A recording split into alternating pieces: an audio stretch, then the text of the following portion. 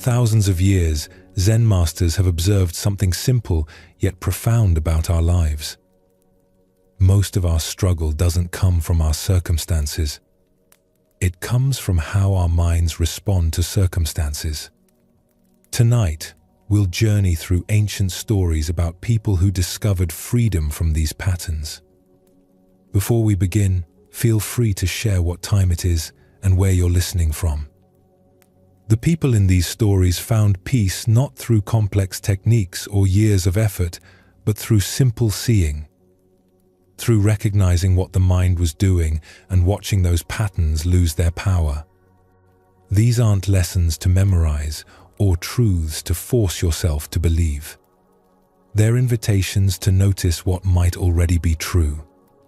As we move through these teachings together, you might find your breathing naturally slowing, your body naturally releasing tension it's been holding.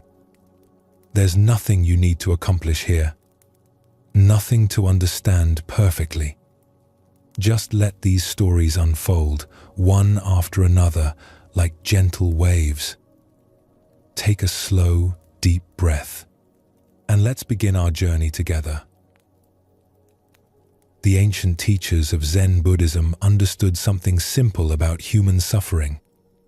They noticed that our unhappiness rarely comes from what is actually happening. Instead, it comes from our mind's response to what is happening. The mind moves in two directions.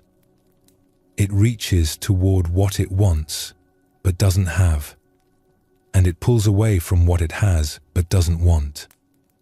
This constant movement, this endless reaching and resisting, creates most of our struggle. In a prosperous village along the merchant road lived a pottery maker named Hiroshi. His workshop sat at the edge of town, its chimney visible from quite a distance. Travelers would stop specifically to see his work. His bowls were praised for their perfect weight and balance. His vases had a subtle glaze that seemed to change color depending on the light. Other potters in neighboring villages tried to copy his techniques, but could never quite match his skill. Hiroshi had built this success through years of dedicated work. He owned his workshop outright, with no debts to repay. His home was comfortable, with thick walls and a good roof. His wife was gentle and patient. His 2 children were healthy and quick to laugh. His pantry stayed full. His kiln fired true. By any reasonable measure, his life was good. Yet Hiroshi felt a constant restlessness, like a stone in his shoe that he couldn't quite remove. When a customer purchased 3 tea bowls, Hiroshi would find himself thinking about the large serving platter that remained unsold. When he finally sold the platter, his mind would immediately jump to the new wheel he wanted to purchase. When he bought the wheel, he began planning for a larger kiln. When the larger kiln was built, he started thinking about opening a second workshop in the next town. His wife, Yuki, noticed this pattern clearly. She would watch him in the evenings, supposedly resting after a day of work, but his eyes were distant. His mind was clearly somewhere else. "Hiroshi," she said one evening as they ate their meal together, "you have everything you once told me you dreamed of having. We have a good home. The children are well. Your work is respected throughout the region. Yet you seem troubled. What weighs on your mind?" Hiroshi looked up from his bowl, surprised by the question. "I'm not troubled," he said, a bit defensively. "I'm planning. There's so much more we could achieve. The workshop in the next town would double our income. Then we could afford..." "Afford what?" Yuki asked gently. "We have everything we need." "I know," Hiroshi said, but even as he spoke, his mind was already moving ahead to the next thing. "But we could have more. Better things." Security for the future. Opportunities for the children. Yuki was quiet for a moment. When you built your first kiln, you told me that once you had a successful workshop, you would finally feel content. Now you have that, and you speak of needing more. I wonder if you will feel content even with 2 workshops. Hiroshi didn't answer. He returned to his meal, but her words stayed with him like a seed planted in hard soil. The next afternoon, a traveling monk stopped at Hiroshi's workshop. The monk was old, his robe patched in several places. He carried nothing but a wooden bowl and a walking stick worn smooth from years of use. He entered the workshop and stood for a long time looking at the pottery displayed on the shelves. "These are beautiful," the monk said finally, his voice soft with genuine appreciation. Hiroshi, who had been wedging clay in the corner, came over. He was used to compliments about his work and had learned to accept them gracefully. "Thank you. Would you like to purchase something?" The monk smiled. "I have no money to offer you. I am simply enjoying the beauty of your creations." Hiroshi felt a flash of irritation. Time was valuable, and this old man was wasting it. What use is enjoying something if you can't own it? He asked, more harshly than he intended. The monk didn't seem offended. He picked up one of Hiroshi's finest bowls, a piece that had taken days to shape and glaze perfectly. He held it with great care, turning it slowly in his weathered hands. "When I hold this bowl," the monk said quietly, "I experience its weight. I feel how it fits perfectly between my palms. I see how the glaze moves from deep blue to pale green. I notice this small irregularity here, which makes it unique among all bowls ever made. These experiences are mine completely, even though the bowl belongs to you." He set the bowl down with great gentleness, as if saying goodbye to a friend. Then he walked toward the workshop entrance, pausing at the doorway. "The sunset this evening will be extraordinary," he said, looking at the western sky. "I own none of it. I cannot keep it in my house or carry it with me. Yet I will possess the entire experience. Every color, every moment of fading light. It will be mine in a way that ownership could never provide." The monk bowed slightly and continued on his way, leaving Hiroshi standing in his workshop surrounded by beautiful objects, feeling somehow hollow. That evening, instead of sketching plans for his second workshop as he usually did, Hiroshi found himself thinking about the monk's words. When the sun began to set, he walked outside and sat on the ground near his kiln. The sky was doing exactly what the monk had predicted. Deep orange spread across the horizon, bleeding into pink, then purple, then a dark blue that seemed to hold all the colors within it. Hiroshi watched the entire display. For those minutes, his mind wasn't reaching for anything else. He wasn't thinking about what he didn't have or what he wanted to build next. He wasn't planning or calculating or imagining future success. He was simply there, watching light change across the sky. And in that brief time, he felt something he hadn't experienced in years, maybe not since he was a child. A deep, quiet satisfaction that asked for nothing more than what was already present. When the last light faded, Hiroshi sat in the darkness for a while longer. He could hear his children's voices inside the house. He could smell the food Yuki was preparing. He could feel the warm earth beneath him, still holding the day's heat. All of it was his to experience fully. None of it required ownership. The next morning, Hiroshi woke to his familiar thoughts. His mind began its usual pattern of wanting, planning, reaching for the next achievement. Old habits don't disappear after one sunset. But something had shifted, just slightly. Occasionally throughout his day, he would pause and actually experience what he was doing. The feel of wet clay between his fingers, the heat of the kiln on his face, the weight of a finished bowl in his hands. These moments didn't last long. His reaching mind would quickly return, pulling him toward thoughts of future success and accumulation. But now he had tasted something different. He understood what the monk had been teaching. His restlessness wasn't caused by not having enough. It came from his mind's inability to be at peace with what was already here, already his to experience. This story illuminates what the Zen teachers called grasping. It's the mind's tendency to always reach beyond the present moment toward what it doesn't yet possess. Hiroshi had genuine abundance. His skills provided well for his family. His work brought satisfaction to many people.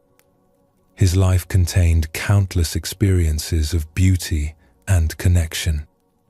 Yet his mind's constant reaching toward what he didn't have prevented him from truly receiving what he did have. The Zen masters observed that grasping creates a peculiar kind of suffering. When our mind is always oriented toward the next thing, the present moment loses its clarity. We're here in body but not in awareness. Like Hiroshi working with clay while his mind planned future workshops, we go through our lives only partially present to our own experience. The monk in this story demonstrated something different. He owned almost nothing, yet his ability to fully receive each experience gave him a kind of wealth that couldn't be purchased. When he held Hiroshi's bowl, he truly held it. His attention wasn't divided between the bowl and thoughts about other bowls he might hold tomorrow. He was completely there with the weight, the texture, the color. This complete presence transformed a simple moment into a rich experience. This teaching doesn't suggest we should never plan for the future or work toward goals. Hiroshi's ambition had created genuine value. His skills supported his family and brought beauty into the world. The problem wasn't his success or even his desire for more success. The problem was that his reaching mind prevented him from ever feeling satisfied, from ever being fully present to the life he was actually living. Many of us carry this same pattern. We think satisfaction will come when we achieve the next milestone, acquire the next possession, reach the next level of success. But if our mind's habit is to always reach beyond what's present, no achievement will ever feel like enough. The reaching continues regardless of what we accumulate. The moment Hiroshi watched the sunset without reaching for anything beyond it, he touched something that had been available all along. A natural peace that doesn't depend on circumstances being different. A satisfaction that comes not from having more, but from being fully present to what's already here. This is one source of our unhappiness that Zen Buddhism addresses directly. The mind's habit of grasping, always wanting what isn't present, creates a constant undercurrent of dissatisfaction. We can be surrounded by abundance, yet feel empty if our attention is always focused on what we lack rather than what we have. The second pattern the ancient masters observed was resistance. This is the mind's tendency to push away what it finds unpleasant or disagreeable. In a mountain monastery lived a young monk named Daichi. He had arrived 6 months earlier, filled with idealism about spiritual life. He imagined peaceful meditation, wise teachings, and a supportive community of fellow seekers. The reality he found was quite different from his expectations. The meditation hall was cold, especially during winter mornings. Frost would form on the inside of the windows. The wooden floor seemed to pull heat from his body during long sitting sessions. The morning bell rang well before dawn, jarring him from sleep when his body craved more rest. The food was plain, mostly rice and vegetables with little seasoning. The work periods were long and often tedious. And the other monks, rather than maintaining noble silence, were frequently noisy during their daily tasks, talking and sometimes arguing about minor matters. Daichi found himself spending most of his mental energy complaining. During meditation, when he was supposed to be settling into stillness, his mind would compose elaborate arguments about why the hall should be heated. He would mentally draft letters to the abbot explaining all the ways the monastery could be improved. He thought constantly about another monastery he had visited before choosing this one, which had warmer buildings and better food. Or he would fantasize about some future ideal monastery where conditions would finally be acceptable. Even during work periods, when he was supposed to be practicing mindful attention to his tasks, Daichi's mind was arguing with reality. Sweeping leaves, he would think about how this was a waste of time compared to meditation. Preparing vegetables, he would resent the monastery's poor diet. Sitting in the cold hall, he would silently rage against whoever had decided not to install a heating system. The abbot, Master Soto, watched Daichi's struggle with patient concern. He had seen many young monks arrive with expectations that didn't match the reality of monastery life. Some adjusted. Others left. A few, like Daichi, stayed but made themselves miserable through constant resistance to their circumstances. One particularly cold winter morning, after Daichi had complained bitterly to another monk about the freezing meditation hall, Master Soto approached him. "Daichi," the master said quietly, "would you join me for a walk?" Daichi wanted to refuse. It was cold outside, and he was already resentful about the temperature. But one didn't refuse a direct request from the abbot. He wrapped himself in his heaviest robe and followed Master Soto out into the snow. They walked in silence up the mountain path. The snow was deep, making each step difficult. The wind cut through even Daichi's thick robe. After what felt like a long time, the master stopped beside a large pine tree. "This tree grows here on the north face of the mountain," Master Soto said, brushing snow from a low branch. "The wind is harsh here. Look how the trunk bends. The soil is thin and rocky. You can see exposed roots where the earth has eroded away. The sun reaches this spot for only a few hours each day in summer, and during winter, this entire slope stays in shadow." Daichi looked at the tree more carefully. It was twisted and bent, shaped by years of strong wind. Some branches were dead, broken off by storms. But the tree was clearly alive. New growth showed at the tips of living branches. The bark was rough but healthy. There was something powerful about it, a weathered strength that came from enduring difficult conditions. "Does this tree complain about the wind?" Master Soto asked. Daichi almost smiled despite his misery. "Trees can't complain, Master." "True. They cannot speak. But imagine if this tree spent all its energy resisting the wind. Imagine if it tensed against every gust, fought against every storm, refused to bend. What would happen?" "It would break," Daichi said. "Yes. Or imagine if it refused to accept the rocky soil, if it simply stopped drawing nutrients because the soil wasn't rich enough. If it waited for someone to bring better earth, more favorable conditions." "It would die," Daichi said quietly. The tree survives, Master Soto continued, not because conditions are good, but because it doesn't waste energy resisting the conditions it finds itself in.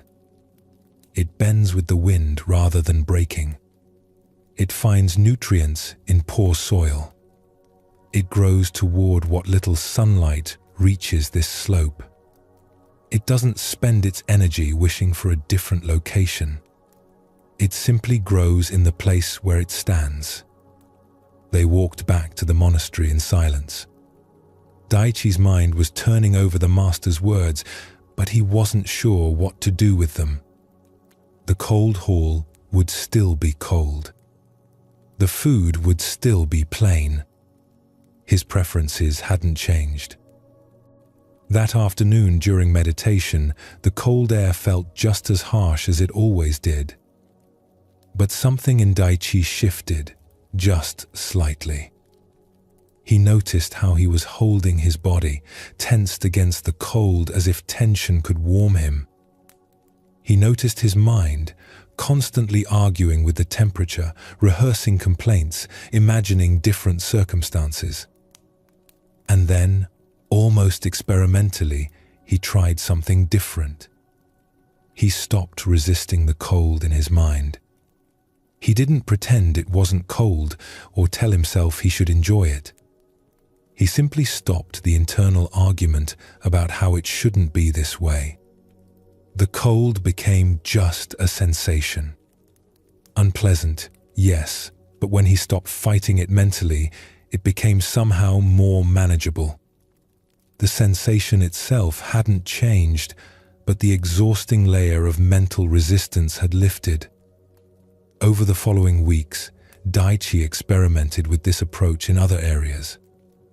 When the morning bell rang before dawn, instead of lying there resenting it and mentally arguing about reasonable wake-up times, he simply got up. The tiredness was still there, but without the layer of resentment, it felt less burdensome. When the food was plain during meals, instead of mentally comparing it to better food he had eaten elsewhere, he noticed its actual taste. Rice had a subtle sweetness. The vegetables had their own distinct flavors. Without the constant mental commentary about how the food should be better, he could actually taste what was in front of him. The transformation wasn't dramatic or sudden. The monastery didn't change. The conditions remained as difficult as before. But Daichi's experience of those conditions shifted profoundly. Without the constant mental resistance, even uncomfortable situations became workable. The cold was cold, but it wasn't unbearable. The early mornings were early, but they weren't torturous. The plain food was plain, but it nourished him adequately. Years later, after Daichi had become a senior monk, younger students would often come to him with complaints about monastery life. He would listen with compassion, remembering his own early struggles. And then he would tell them about the pine tree on the north face of the mountain. The tree doesn't love the harsh wind, he would say. It doesn't pretend the conditions are pleasant. But it doesn't waste its life energy fighting what it cannot change. All that energy goes into growing instead, into becoming what it is meant to be, despite the difficulty. This teaching about resistance reveals something important that the Zen masters understood deeply. Much of our suffering comes not from difficult situations themselves, but from our mental struggle against them. When we resist what's already happening, we add a second layer of pain to the first. Daichi's cold meditation hall was genuinely uncomfortable. That was the first layer, the simple physical discomfort of cold air. But his constant mental resistance to the cold created a second layer of suffering that was far more draining than the physical sensation itself. His mind's endless complaints, arguments, and fantasies about different circumstances consumed tremendous energy and attention. This mental activity made the cold feel unbearable rather than simply uncomfortable. The Zen masters observed this pattern everywhere in human experience. Physical pain is difficult, but our mental resistance to that pain often causes more suffering than the pain itself. Difficult circumstances are challenging, but our constant mental fight against those circumstances exhausts us more than the actual challenges do. Someone's behavior bothers us, but our repeated mental complaints about their behavior disturb our peace far more than their actions do. This teaching is often misunderstood. The masters weren't suggesting we should passively accept harmful situations or never work to improve difficult circumstances. The monastery certainly could have built a warmer meditation hall. That would have been a practical improvement. Daichi could have chosen to practice at a different monastery with better conditions. That would have been a reasonable decision. But while he was there, his constant mental resistance to present reality was creating unnecessary suffering. It was preventing him from finding any peace or learning anything useful from his situation. His energy was consumed by arguing with what already was, rather than responding skillfully to his actual circumstances. The image of the pine tree is particularly helpful here. The tree faces genuinely harsh conditions, but it doesn't waste energy fighting those conditions. Instead, it adapts. It bends rather than breaking. It finds ways to grow despite the difficulty. This isn't passive acceptance. It's an active, intelligent response to reality as it actually is. When we stop resisting what's already here, we often discover resources we didn't know we had. Daichi found that without the drain of constant mental resistance, he had more energy for actual practice. He could focus better during meditation. He could bring more attention to his work. He could engage more genuinely with the other monks. This is true in our own experience as well. When we stop mentally fighting against uncomfortable sensations, difficult emotions, or challenging circumstances, we often find they're more manageable than we thought. The resistance itself was consuming more energy than dealing with the actual situation. Both of these patterns that Zen Buddhism identifies, grasping and resisting, keep the mind in constant motion. The reaching mind, always oriented toward what isn't here. The pushing mind, always trying to get away from what is here. This endless movement prevents the natural settling that allows peace to emerge. The Zen masters discovered something simple but profound. When the mind stops its constant reaching and pushing, when it's no longer grasping for what it doesn't have or resisting what it does have, a natural peace emerges. Not a peace we create through effort, but a peace that was always present beneath the mental turbulence. This is one of the central insights of Zen Buddhism. Our deepest peace doesn't come from getting everything we want or from having perfect circumstances. It comes from learning to be at rest with what is, exactly as it is, right now. As you settle more deeply now, you might notice these patterns in your own experience. Perhaps your mind reaches forward, grasping at plans or worries about tomorrow. Perhaps it resists something in this present moment, some sensation or situation you wish were different. There's no need to judge these movements. Simply noticing them with gentle awareness is enough. The teaching isn't that you must immediately stop all grasping and resistance. These are deeply conditioned patterns that have been with you for a long time. They won't disappear because you've heard a story or two. But becoming aware of them is the essential first step. When you see clearly how your mind creates suffering through its endless reaching and pushing, you gain the possibility of a different relationship with your experience. You might begin to notice moments, like Hiroshi watching the sunset, when your mind naturally settles into simple presence. Or moments like Daiichi releasing his resistance to the cold, when you stop fighting what is and find unexpected peace. These moments are doorways. They show you what becomes possible when the mind's constant movement finally comes to rest. The Zen masters observed something about human suffering that might surprise you. Much of our pain doesn't come from what actually happens to us. It comes from the meaning we assign to those events. When someone turns us away, when we're not chosen, when we don't receive what we hoped for, the experience itself is neutral. But our mind quickly creates a story about what this means about us. And that story, more than the event itself, is what causes our deepest pain. In a remote mountain region, there lived a young monk named Ryota. He had spent 3 years studying at a small temple in his home village, learning the basics of meditation, chanting, and monastic life. His teacher there was kind but aging, with limited knowledge to pass on.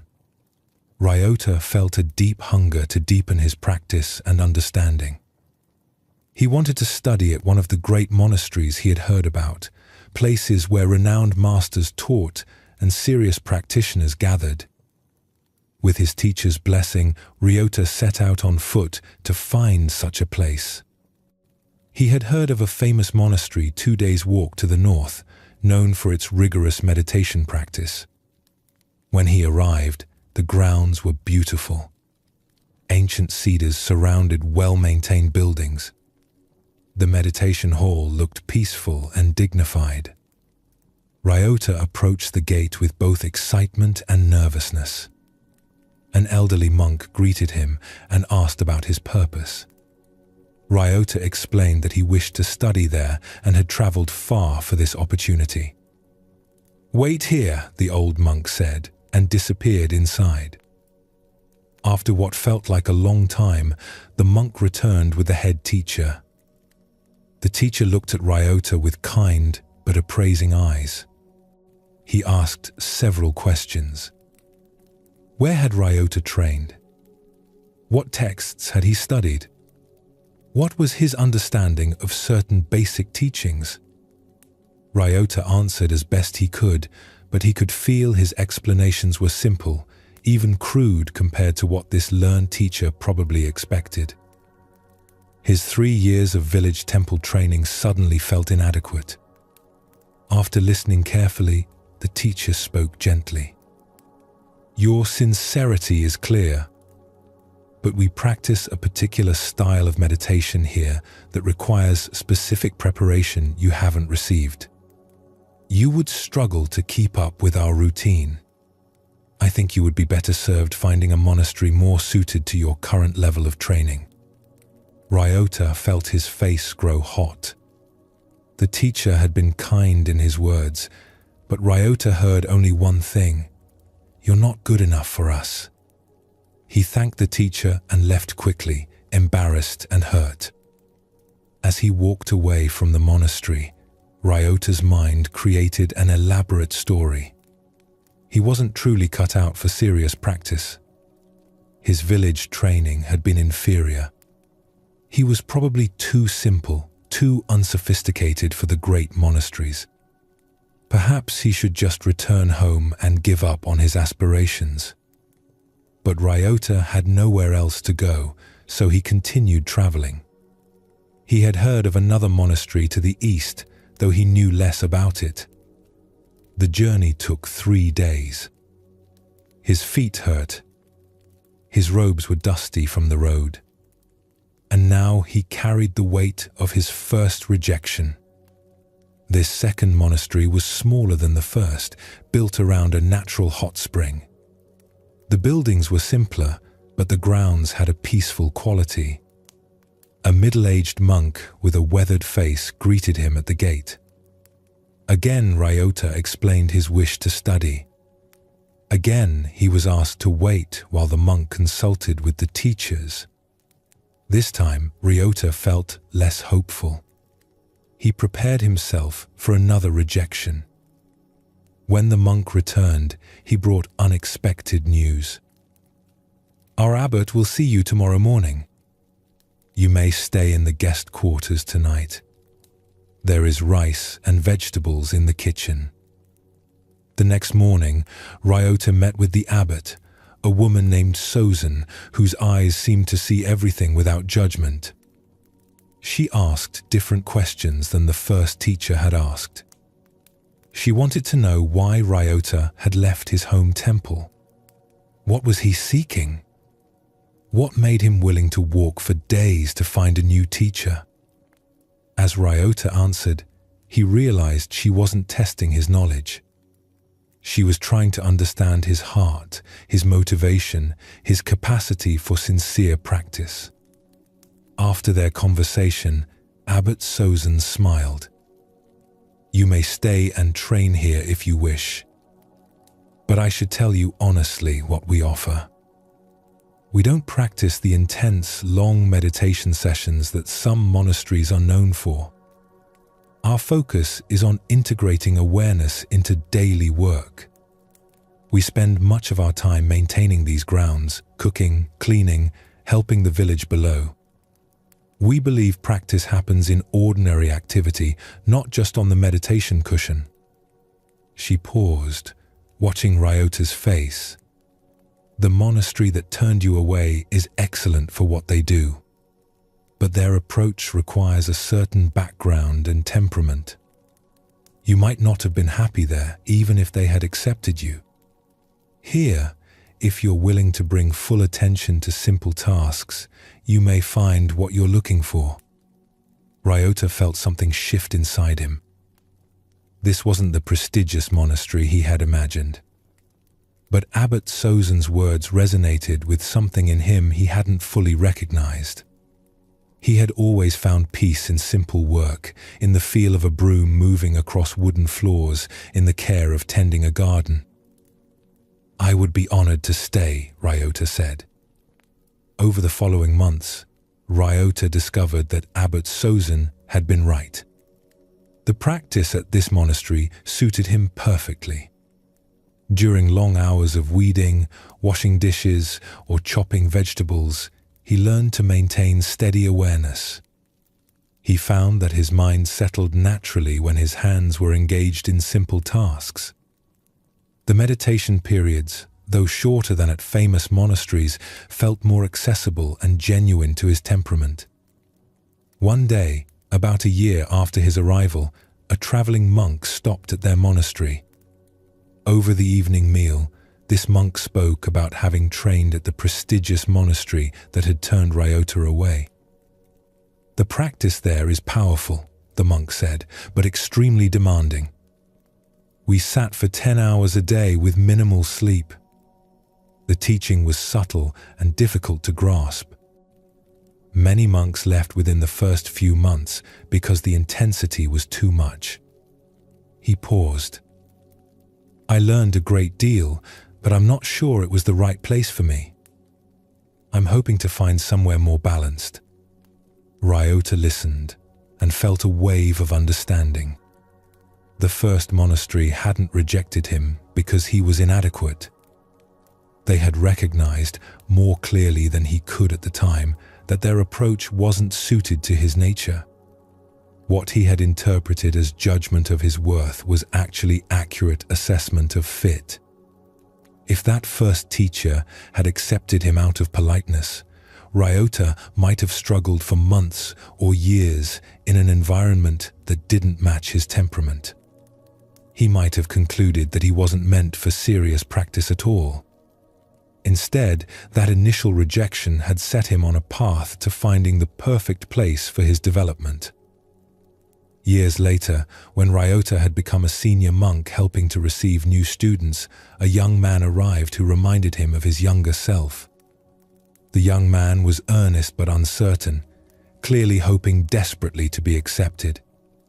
After meeting with him, Ryota had to deliver difficult news. "Your sincerity is obvious. But I don't think our style of practice is what you need. You have a sharp, analytical mind that would benefit from a monastery that emphasizes study and debate. There's an excellent place 3 days south of here that would serve you much better." The young man's face fell, and Ryota recognized that look. The young man heard rejection, judgment, inadequacy. Ryota wished he could help him understand immediately what had taken him years to learn, that not right for here was completely different from not good enough. This story reveals something the Zen masters understood deeply about rejection and worth. When the first monastery turned Ryota away, the event itself was simple. They recognized their training style wouldn't serve him well. But Ryota's mind immediately created a painful story. He wasn't good enough, his training was inadequate, he was unsuited for serious practice. This story caused far more suffering than the simple fact of not being accepted. The teaching here isn't that rejection doesn't hurt, or that we shouldn't feel disappointed when something doesn't work out as we hoped. The feeling of disappointment is natural and human. The teaching is about recognizing the difference between the actual event and the story our mind creates about what it means. Each monastery, each teacher, each community has its own character, its own approach, its own needs. Some monasteries emphasize long meditation. Others focus on work practice. Some teach through intellectual study. Others through direct experience. These differences don't make one better or worse. They make them suited to different people with different temperaments and needs. When we're turned away from something we wanted, our mind often jumps to a conclusion: there's something wrong with us. We weren't smart enough, skilled enough, impressive enough, worthy enough. But this conclusion usually has nothing to do with reality. Most often, what seems like rejection is actually recognition that the fit isn't right, that our needs and their offerings don't align at this particular time. The first teacher who turned Ryota away was actually being kind, though Ryota couldn't see it then. If the teacher had accepted him out of politeness, knowing their approach wouldn't serve him well, that would have been the real cruelty. Instead, by being honest about the mismatch, the teacher freed Ryota to find the place where he could truly flourish. This understanding applies to many situations where we experience rejection. When someone doesn't choose to be in relationship with us, it's not usually because we're unworthy of love. It's because the particular combination of two people's histories, temperaments, needs, and circumstances doesn't create the right conditions. When we're not hired for a position we wanted, it's rarely because we lack value. More often, the specific needs of that organization at that moment aligned better with someone else's particular strengths. Recognizing this doesn't eliminate the disappointment of not getting what we hoped for, but it can prevent the additional layer of suffering that comes from making the rejection mean something about our fundamental worth. The disappointment is real and valid. The story that we're inadequate or unworthy is usually fiction. There's another dimension to this teaching that the Zen masters emphasized. Every person's preferences, every organization's needs come from a complex web of conditioning. The teachers at the first monastery preferred intense meditation because of their own training and understanding. The abbot at the second monastery valued work practice because of her background and insight. Neither preference was inherently superior. They were simply different expressions of practice shaped by different histories. When someone doesn't choose us, when we're not accepted somewhere we hope to be, we're not being judged against some universal standard of worth. We're simply not aligning with that particular person's or group's conditioned preferences in this particular moment. Their preferences say more about their history than about our value. In a different region, in the foothills where villages clustered along a wide river, there lived a young woman named Tama. From childhood, she had been drawn to the teachings of Zen Buddhism. She would listen raptly to traveling monks who occasionally passed through her village. She memorized the few teachings her family's small temple offered. At night, she would lie awake thinking about the nature of mind and awareness. She knew with certainty that she wanted to dedicate her life to practice and understanding. When Tama reached 18, she heard stories about a great master named Hakuin who lived 3 weeks' journey away. Master Hakuin was renowned throughout the region for his wisdom and his ability to guide students to profound realization. Monks would travel for months just to receive his teaching. He had written texts that were studied everywhere. People spoke of him with reverence, describing how his sharp questions could cut through years of confusion in a single exchange. This was exactly the teacher Tama wanted. Her parents were reluctant to let her go. "You're young," her father said. "How do you know this is truly your path?" "I've known since I was a child," Tama replied. "Every other possibility feels empty compared to this." Her mother worried about the journey. 3 weeks on foot for a young woman alone. "It's dangerous." "I'll be careful," Tama promised. "But I can't stay here knowing there's a teacher who could help me understand what I'm seeking." Finally, with their blessing, she set out. The walk took longer than expected. The mountain passes were steep and treacherous. She had to stop several times in villages to work for food and a place to sleep. She washed dishes at an inn. She helped harvest vegetables at a farm. Each delay made her more anxious that she would arrive too late, that the master might not accept new students, that her opportunity would somehow slip away. But finally, after nearly a month of travel, she arrived at the famous monastery. The grounds were more impressive than she had imagined. Hundreds of monks practiced there. The main gate was carved from massive timber. The meditation hall could hold more than 100 people. The library building had multiple stories. This was a serious place of practice, and Tama felt both intimidated and excited. This was where real understanding happened. This was where she would finally learn what she had been seeking all her life. She requested an audience with Master Hakuin, expecting to wait days or even weeks. To her surprise, she was granted a meeting the next morning. She barely slept that night in the guest quarters, rehearsing what she would say, how she would demonstrate her sincerity and dedication. She went over every teaching she had memorized, every insight she had gained from her limited study. Master Hakuin was elderly, but his presence filled the room. His eyes were sharp and clear. He gestured for Tama to sit and asked her directly why she had come.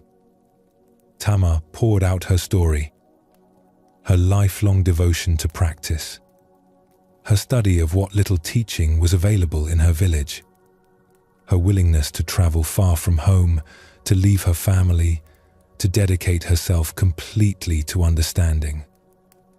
She tried to demonstrate her knowledge by speaking about the teachings she had memorized, quoting from texts, explaining her understanding of basic concepts. She wanted him to see how serious she was, how ready to dedicate herself completely to training under his guidance. The words tumbled out quickly, her nervousness making her speak faster than she intended. Master Hakuin listened without interruption. His face revealed nothing. When Tama finally finished, her throat dry from speaking, he sat in silence for what felt like a very long time. Then he spoke, his voice gentle but firm. "Your dedication is clear. Your sincerity is obvious. but I am not the right teacher for you." Tama felt the words like a physical blow. The room seemed to tilt slightly. "Master, please. I will work harder than anyone. I will follow any instruction. I have traveled for a month to get here. I'll do whatever is needed." Hakuin shook his head slowly. "The distance you traveled and your willingness to work hard are not the question. I can see you have a subtle mind and a gentle spirit. You think carefully about things. You approach understanding gradually, building one insight upon another." He paused. "My teaching style is harsh and confrontational. I use koans that can seem like riddles, and I challenge students aggressively to break through their conceptual understanding. When students come to me with their careful explanations, I often tear those explanations apart to force them beyond conceptual thinking. This approach serves some students well. But for someone with your temperament, it would likely cause more confusion than clarity. You would spend your energy trying to defend your understanding rather than deepening it." "But you're the greatest master," Tama protested, tears starting in her eyes. "How can I learn properly from anyone else? Everyone speaks of your wisdom." "Greatest?" Hakuin raised an eyebrow. "I am effective for certain kinds of students. But there are many paths in Zen, many teaching styles. What makes me effective for some would make me harmful for others." He paused, his expression softening. "There is a teacher named Ryonen who lives in a small hermitage 2 days south of here. She teaches in a completely different way than I do. Her approach is gradual, gentle, focused on subtle awareness rather than dramatic breakthrough. She asks questions that help students discover insights for themselves rather than forcing breakthroughs. I think she would serve you much better than I ever could." "I've never heard of her," Tama said quietly, feeling foolish. "Not everyone needs to be famous to be wise," Hakuin replied. "Ryonen was one of my fellow students when we were young. She understood the teachings as deeply as anyone I've known. She simply chose a different path for sharing them." Tama left the monastery feeling devastated. She had built her entire vision of her practice around studying with Master Hakuin. To be turned away and directed to some teacher she had never even heard of felt like complete failure. She sat by the road outside the monastery gates for a long time, crying. She thought about returning home. Perhaps she had been foolish to think she could become a serious practitioner. Perhaps the journey had been a waste. Her parents had been right to worry. But she had nowhere else to go, and she had come too far to simply give up without even trying this other teacher. With heavy steps, she traveled south to find teacher Ryonen that Hakuin had mentioned. The hermitage, when she found it after 2 days of walking, was humble. Just a small building surrounded by vegetable gardens and a meditation hut built into the hillside. No impressive gates, no large halls, no library building. Only 3 other students lived there, all women around her age. Teacher Ryonen was a woman in her 50s, with a quiet, unhurried way of speaking.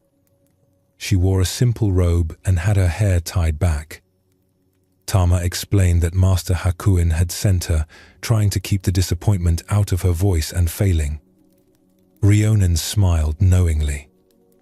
"Hakuin and I trained together when we were young," she said. "We learned the same teachings but discovered completely different ways of sharing them. He breaks down walls with force. I help students find doorways they didn't know existed. Neither way is superior. They serve different people." She studied Tama's face. "You're disappointed to be here instead of at his monastery." "I'm sorry," Tama said, embarrassed. "I don't mean to be ungrateful." "Don't apologize for your honest feelings," Ryonan said.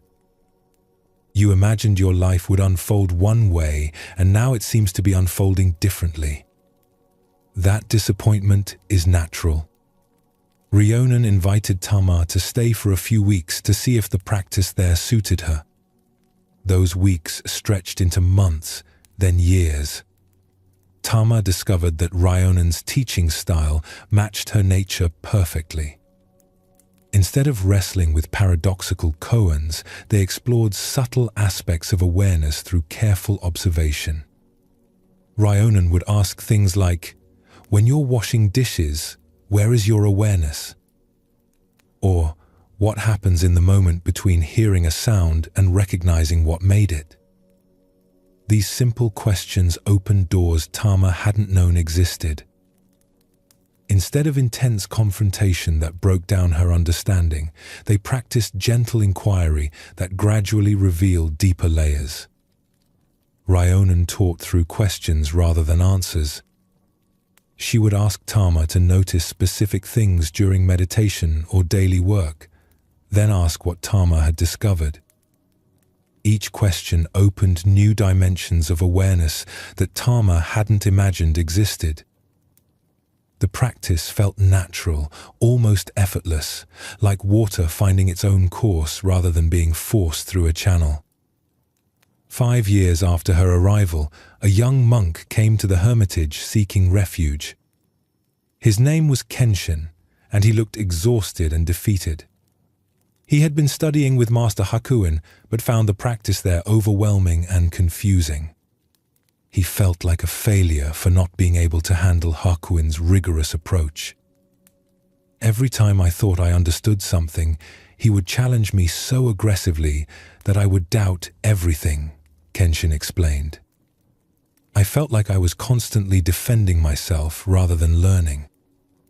I started to think, maybe I'm just not intelligent enough for serious practice. Tama listened to his story with deep understanding. She told him about her own journey, how she had initially seen being sent away from Hakuin as rejection and failure. Only later did she understand it as the greatest gift. Hakuin had recognized more clearly than she could at the time what kind of teaching would serve her best. "Master Hakuin is a great teacher," Tama said to the troubled young monk. "But great doesn't mean right for everyone." He recognized that his teaching style and my temperament weren't a good match.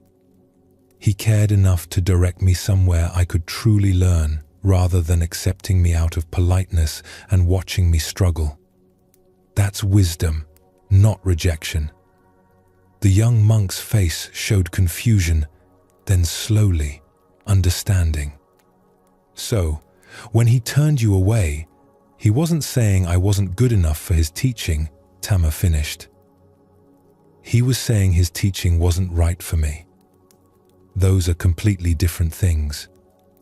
Kenshin stayed at the hermitage and flourished under Ryonan's gentler approach.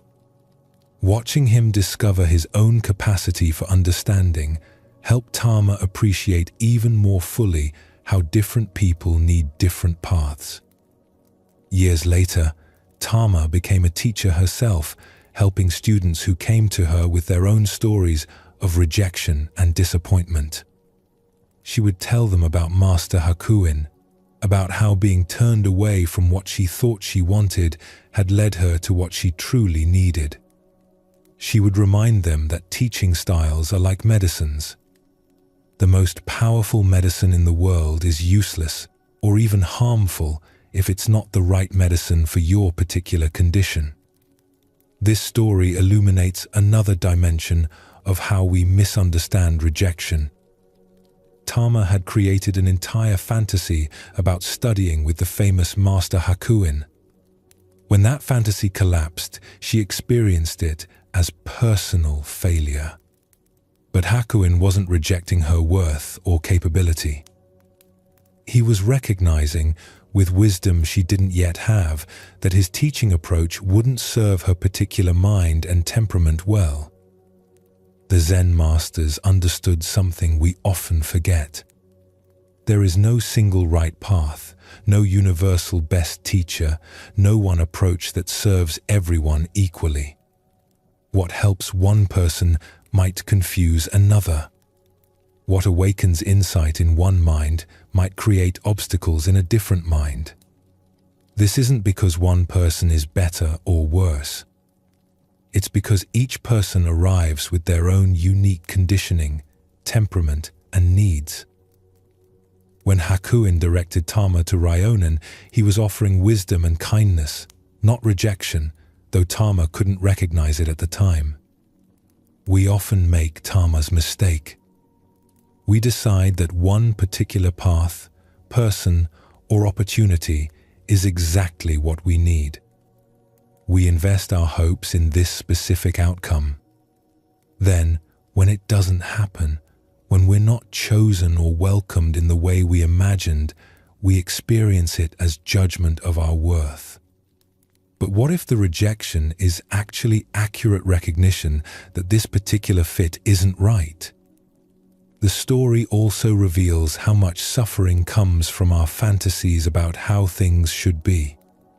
Tama had created an elaborate vision of her future with Master Hakuin. When reality didn't match her fantasy, she experienced it as failure. Only later could she see that reality had offered something better, something her limited imagination couldn't have predicted. Both Ryota and Tama eventually found exactly what they needed, but not in the form they expected. The rejection they experienced, which felt so personal and devastating at the time, was actually part of finding their right place. Not because rejection is magically good, but simply because their initial desires were based on limited understanding of what would truly serve their development. When we face rejection in our own lives, we might remember these stories. The person who doesn't choose us, the opportunity that doesn't work out, the door that closes in our face.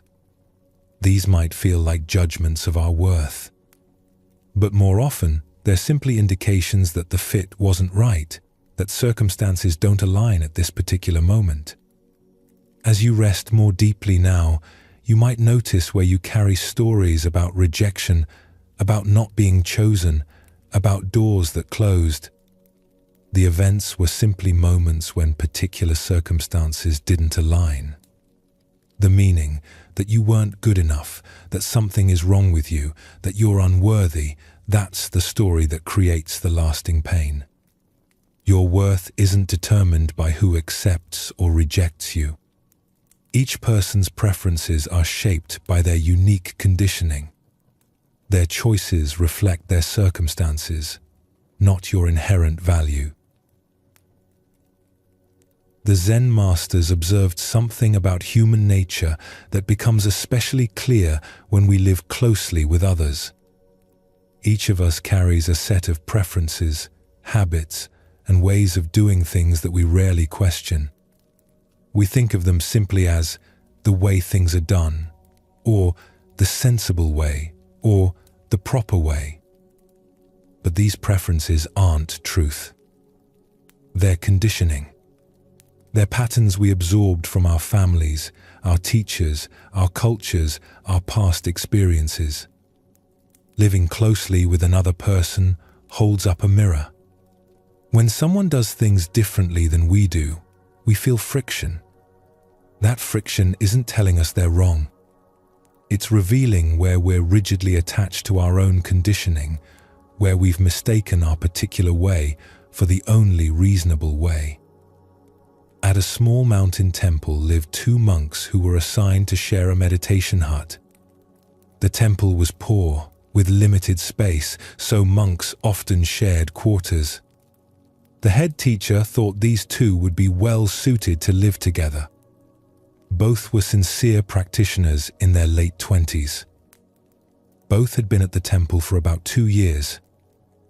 Both seemed steady and reasonable. The first monk was named Jiro. He had grown up in a merchant family where order was essential. His father kept meticulous records. His mother maintained their home with careful precision. Everything had its place. Jiro had brought this natural inclination toward order into his monastic practice. He found that when his living space was neat and organized, his mind settled more easily into meditation. When things were tidy, he could focus. When things were chaotic, his practice felt scattered. The second monk was named Kenzo. He had grown up in an artist's household where creativity flowed freely. His father was a calligrapher who worked in bursts of inspiration, sometimes practicing for hours, sometimes doing nothing for days. His mother was a weaver who kept her materials spread out where she could see them and be inspired. Kenzo had absorbed this looser way of being. He found that when he tried to maintain rigid order, he felt constricted and his practice became tense. When he could move more freely, leaving things where they naturally landed, his mind felt more spacious. For the first few weeks, both monks tried to be considerate. Jiro would come back to the hut to find Kenzo's meditation cushion slightly askew, his robe draped over a chair rather than hung properly, a teacup sitting on the windowsill instead of returned to the shelf. Each time, Jiro would feel a small irritation rise. He would quietly put things back in order. Surely Kenzo would notice and adjust his habits. Kenzo would arrive at the hut to find that Jiro had rearranged his things again. The book he'd been reading, which he'd left open on the table to mark his place, was now closed with a bookmark and returned to the shelf. His writing materials, which he'd spread out to work on later, were neatly stacked. Each time, Kenzo would feel a tightness in his chest. Why couldn't Jiro just leave things alone? He would take his materials back out. Surely Jiro would understand he was using them. Neither monk spoke about this friction directly. Both thought they were being reasonable and the other was being inconsiderate. Jiro thought to himself, it's just basic courtesy to keep shared space tidy. Why can't he see that? Kenzo thought to himself, it's unnecessary rigidity to constantly rearrange things that are being used. Why can't he relax? One morning, they both reached for the water bucket at the same time to wash. Jiro had a particular way of doing morning ablutions.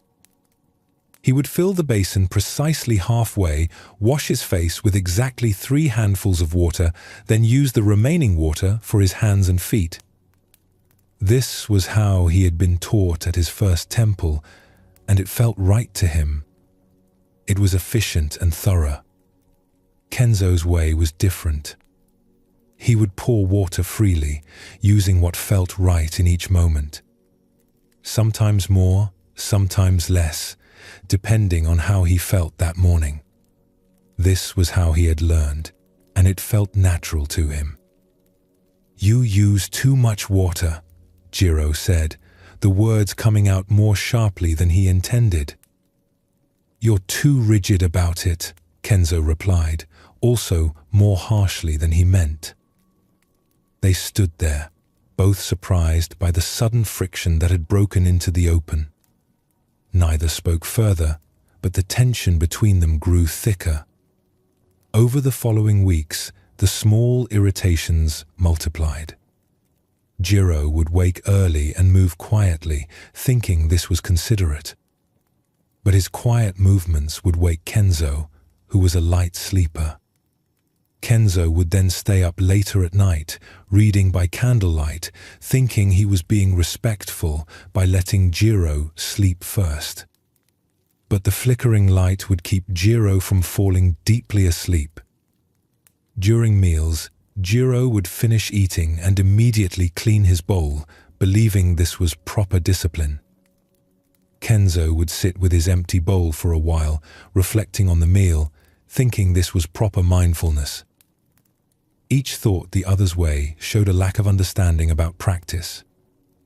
The head teacher, Master Suan, noticed the tension between them. He saw how they avoided each other during work periods. He heard the subtle sharpness in their voices when they did speak. One evening, he called them both to his quarters. "I understand you're having difficulties living together," Master Suan said. Both monks looked down, embarrassed. Jiro spoke first. "Master, I try to maintain proper order, but Kenzo is careless with shared space." "I'm not careless," Kenzo said, his voice tight.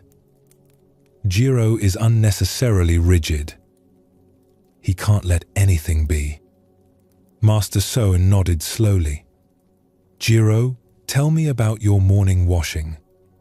How do you do it?" Jiro explained his method, the precise amounts, the careful order. "This is how I was taught," he finished. "It's the correct way." "And Kenzo, how do you wash?" Kenzo described his more intuitive approach. "This is what feels natural," he said. "It's the right way to stay present." "I see," Master Suan said. "So you each believe you know the correct way." He let that sit in the silence for a moment. "Tell me, Jiro, before you came to your first temple, had you ever washed your face?" "Of course, Master." "And did you die from washing incorrectly?" Jiro felt his face grow warm. "No, Master." "Kenzo, at your first temple, did they teach any method for washing?" "Yes, Master. They taught me to use water freely, to trust my body's knowing." "So that became the right way?" Kenzo paused. "I suppose they taught me their way, and I thought it was just how it's done." "Both of you learned a way that worked well in your first environments," Master Suan said. "Jiro, your temple was in a mountain area where water was scarce. Careful use was necessary and became valued as discipline. Kenzo, your temple was beside a river with abundant water. Generous use felt natural and became valued as trust. Both approaches grew from their circumstances. Both can support practice. Neither is the truth." He looked at both monks. "The friction between you isn't because one of you is right and the other wrong. It's because you've each mistaken your conditioning for reality itself. You've taken what worked in one context and made it into a universal law." Over the following days, both monks sat with this teaching. Jiro began to notice how often he thought, "This is the right way," without questioning where that idea came from. He saw how his preference for order, which genuinely helped his practice, had hardened into a belief that disorder was wrong for everyone.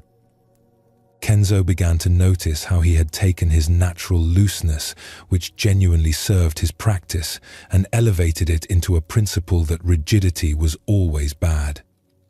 He had been just as attached to his way as Jiro was to his. One evening, Jiro found Kenzo's teacup on the windowsill again. Instead of his usual irritation, he felt curious. He asked, "Why do you leave your cup there?"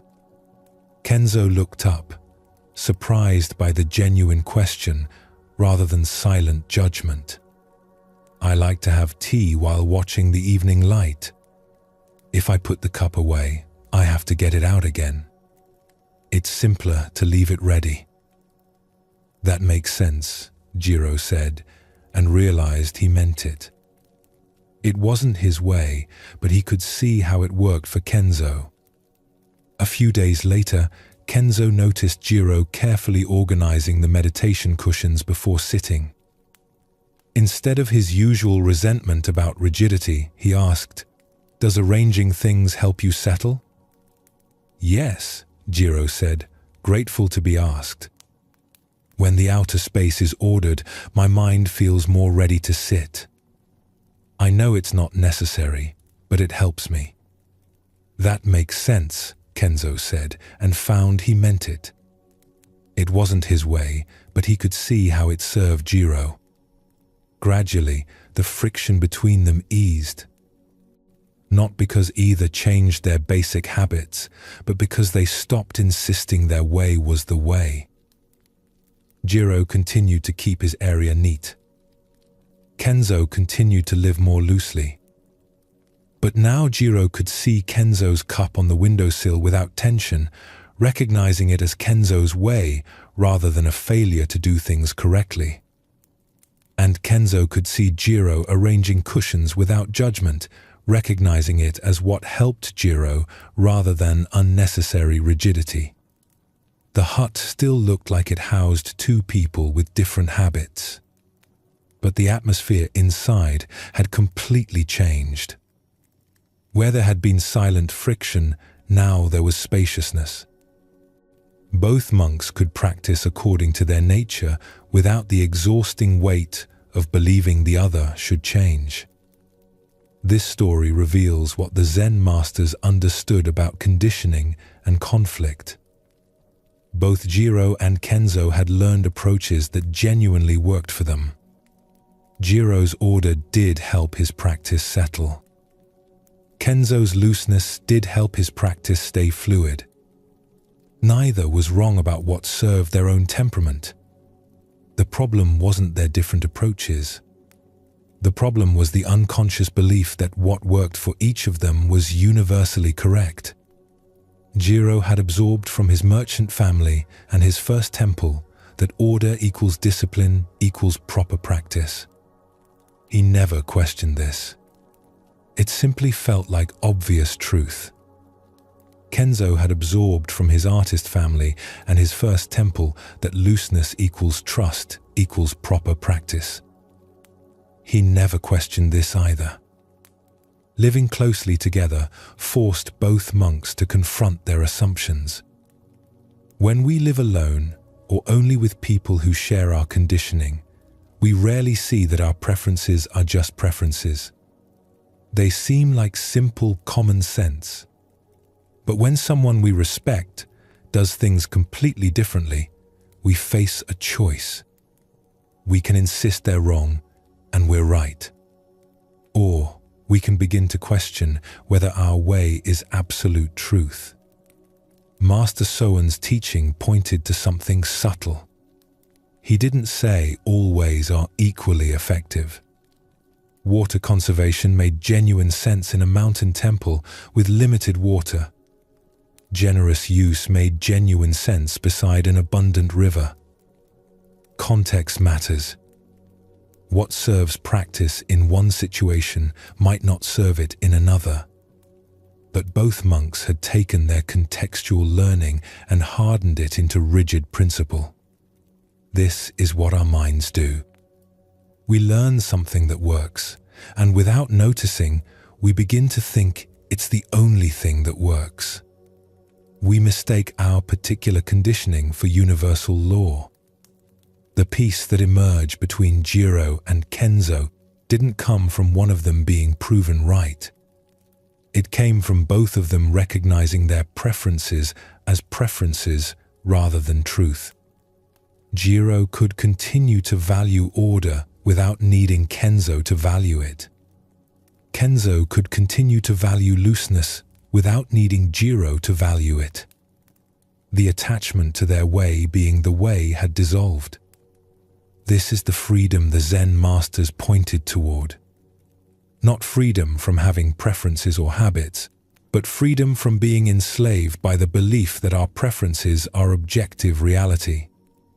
We can use what works for us without needing to make it into a universal principle that everyone else must follow. In a different monastery, in a valley known for its hot springs, a young monk named Takeo came to study with Master Etsuko. Takeo had trained for 3 years at a large, prestigious monastery where discipline was rigorous and routines were strict. He had learned to wake before dawn, to sit in meditation for long periods without moving, to eat his meals in formal silence, to work with intense focus. This training had been valuable. It had taught him dedication and concentration. When Takeo arrived at Master Etsuko's small temple, he expected to continue this rigorous approach. After all, he thought, serious practice required serious discipline. His first teacher had made this clear. The great masters of the past had practiced this way. It was obviously the correct path.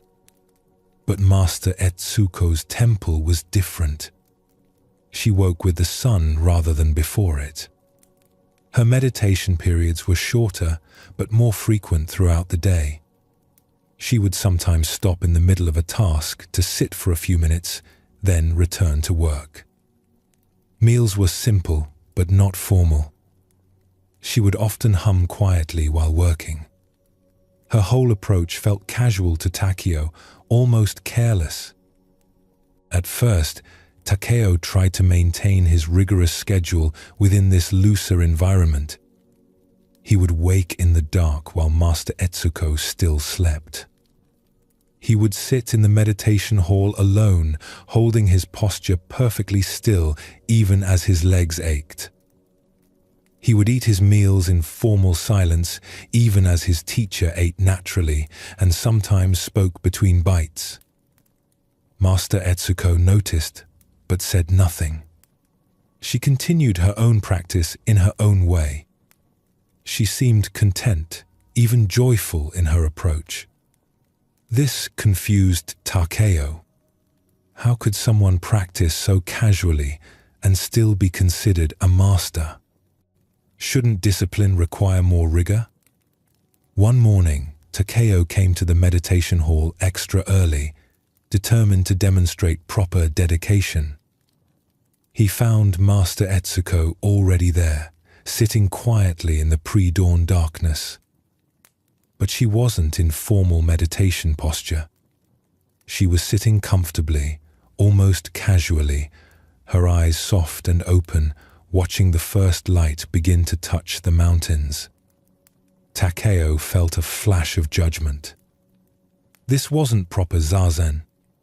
Where was the straight spine, the precise hand position, the focused inward attention?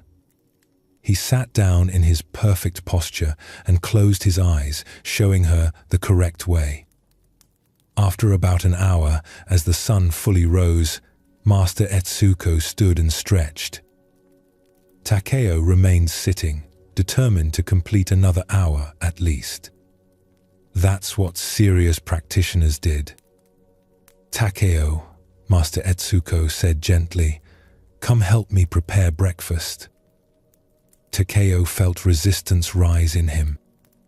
Serious practitioners sat for long periods. But she was his teacher, so he stood, his legs stiff and painful from the rigid posture, and followed her to the kitchen. As they worked together, Master Etsuko asked, "How was your sitting this morning?"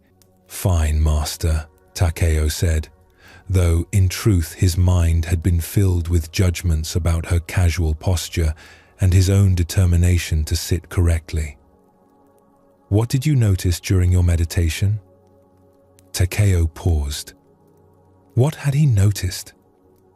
He had been so focused on maintaining perfect form, on sitting longer than his teacher, on demonstrating proper practice, that he hadn't really noticed anything beyond his aching legs and his thoughts about correct and incorrect practice. "I noticed my posture," he said finally. Master Etsuko smiled slightly. "And what did I notice?" Takeo didn't know how to answer. "I noticed the light changing," she said, washing rice with easy movements. "I noticed the birds beginning their morning songs. I noticed my breath naturally deepening as the day began. I noticed the temperature shift as the sun touched the valley. I noticed my body naturally wanting to stretch and move. She looked at him kindly. We were both sitting in that hall. But I wonder if we were doing the same practice. Over the following weeks, Master Etsuko gave Takeo various tasks. She would ask him to weed the garden, but when he attacked the work with intense focus, working until he was exhausted, she would stop him. "Takeo, are you working or fighting?" She would ask him to help prepare meals, but when he cooked with rigid attention to every detail, measuring everything precisely, she would ask, "Are you cooking with love or with rules?" She would sit with him in the meditation hall, but when he held himself painfully still, she would gently ask, "Are you sitting with awareness or with force?" Takeo found these questions frustrating. He was doing everything correctly, the way he had been taught. Why did she keep questioning his approach? He began to feel resentful. Had he come all this way to study with a teacher who didn't even understand proper discipline? One evening, after Takeo had spent the entire day working with fierce intensity in the garden, he came inside exhausted and irritable. Master Etsuko was sitting quietly, mending a robe, humming softly. "Master," Takeo said, unable to contain his frustration any longer, "I don't understand your teaching. At my first monastery, we learned that serious practice requires discipline, rigor, intensity. We pushed ourselves beyond comfort. We followed strict schedules. That's how the great masters practiced. But you seem so casual. How can this lead to genuine understanding?" Master Etsuko set down her mending and looked at him with great kindness. "Tell me about your first teacher." Takeo described Master Hakuin, a stern man who had trained at the most demanding monasteries. He had survived enormous hardship and believed this hardship was essential to break through. "And did your practice under his guidance serve you?" "Yes," Takeo said. "I learned concentration and dedication." "Then he was a good teacher for you at that time," Master Etsuko said. "Tell me, what was Master Hakuin's temperament?" Takeo thought. "He was very strong, willed, determined. He had a forceful nature. And you?" "I suppose I'm similar. I've always pushed myself hard." "Yes," Master Etsuko said. "And that approach worked well for your nature at that stage. The intensity matched your inner intensity. The discipline channeled your natural determination." She paused. "But tell me, Takeo, in these weeks here, has forcing yourself into rigid practice brought you peace, or has it brought you tension?" Takeo had to admit that he felt more tense, more judgmental, more rigid than he had felt in a long time. "My temperament is different from Master Hakuin's," Etsuko continued. "I'm naturally gentle. Forcing myself into harsh discipline doesn't deepen my practice, it creates war inside me. So I learned to practice in a way that suits my nature. Awareness can be gentle. Discipline doesn't always mean force." She picked up her mending again. "You came here thinking there was one correct way to practice, the way you learned. But there are many authentic paths. What serves a naturally forceful person might harm a naturally gentle person. What helps someone who needs to build concentration might hinder someone who needs to soften their rigidity." "But Master," Takeo protested, "shouldn't we push beyond our comfort? Isn't that how we grow?" "There's a difference between challenging yourself and attacking yourself," Etsuko said. Your practice here has been violent. You're not challenging yourself to grow, you're forcing yourself to match an idea of what practice should look like. That idea came from your conditioning, from your first teacher's conditioning, from a whole lineage of people with similar temperaments. It's not wrong, but it's also not the only way. She looked at him directly. I didn't ask you to abandon discipline. I asked you to find what discipline means for you now, in this body, with this mind, at this stage of practice. Your way of sitting with rigid intensity might have been perfect for you 2 years ago. But is it perfect for you now? Or are you just repeating a pattern because you've decided it's the correct pattern? That night, Takeo couldn't sleep. He lay in his small room, feeling everything Master Etsuko had said turning over in his mind. He had been so sure he knew the right way to practice. He had been so certain that his teacher's casual approach was inferior. But was that true? Or had he just been clinging to his conditioning, defending his way as the way? The next morning, instead of forcing himself awake before dawn, Takeo let himself wake naturally with the light. Instead of sitting in rigid posture, he tried sitting as Master Etsuko did, with gentle attention rather than force. Instead of working in the garden with fierce intensity, he worked with steady presence, stopping when his body needed rest. Everything felt strange, almost wrong. His mind kept insisting this wasn't real practice. But he noticed something. Without the constant force he usually applied to himself, he could actually feel his experience more clearly. He could notice what his body needed. He could sense when his mind was truly concentrated and when it was just tense. Over the following months, Takeo began to understand what Master Etsuko had been teaching. His first monastery's approach wasn't wrong. It had served him well at that stage. But he had taken that particular approach and made it into an absolute rule. He had thought, "This is how I learned to practice," meant, "This is how everyone must practice," and even, "This is how I must always practice." Living closely with Master Etsuko had forced him to confront his rigidity. Her different approach had irritated him precisely because it challenged his certainty. But that irritation was a gift.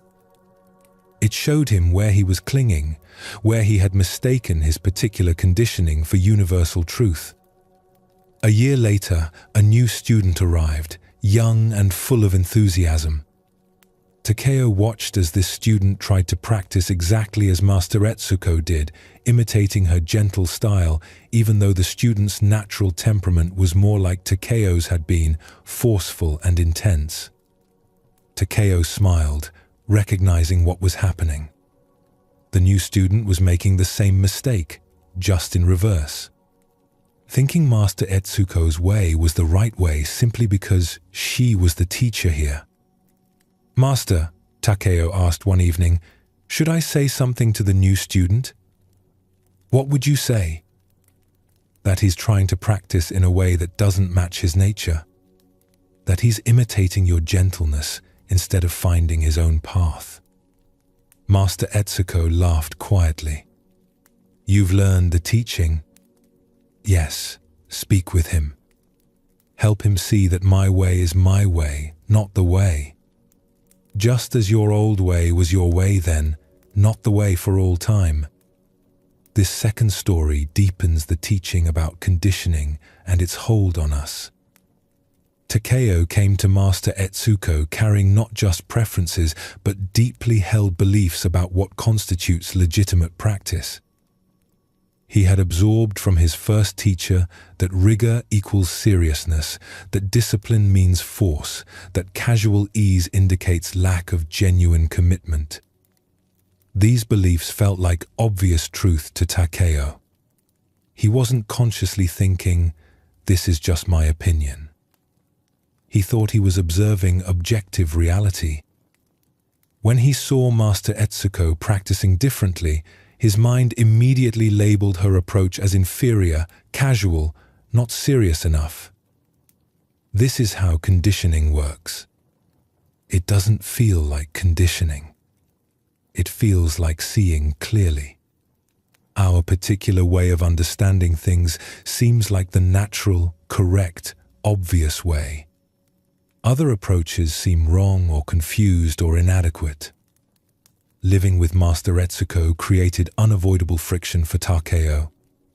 He couldn't dismiss her as someone who didn't understand practice. She was clearly his superior in understanding. But her whole approach contradicted everything he thought he knew. This created a crisis that ultimately opened him to questioning his assumptions.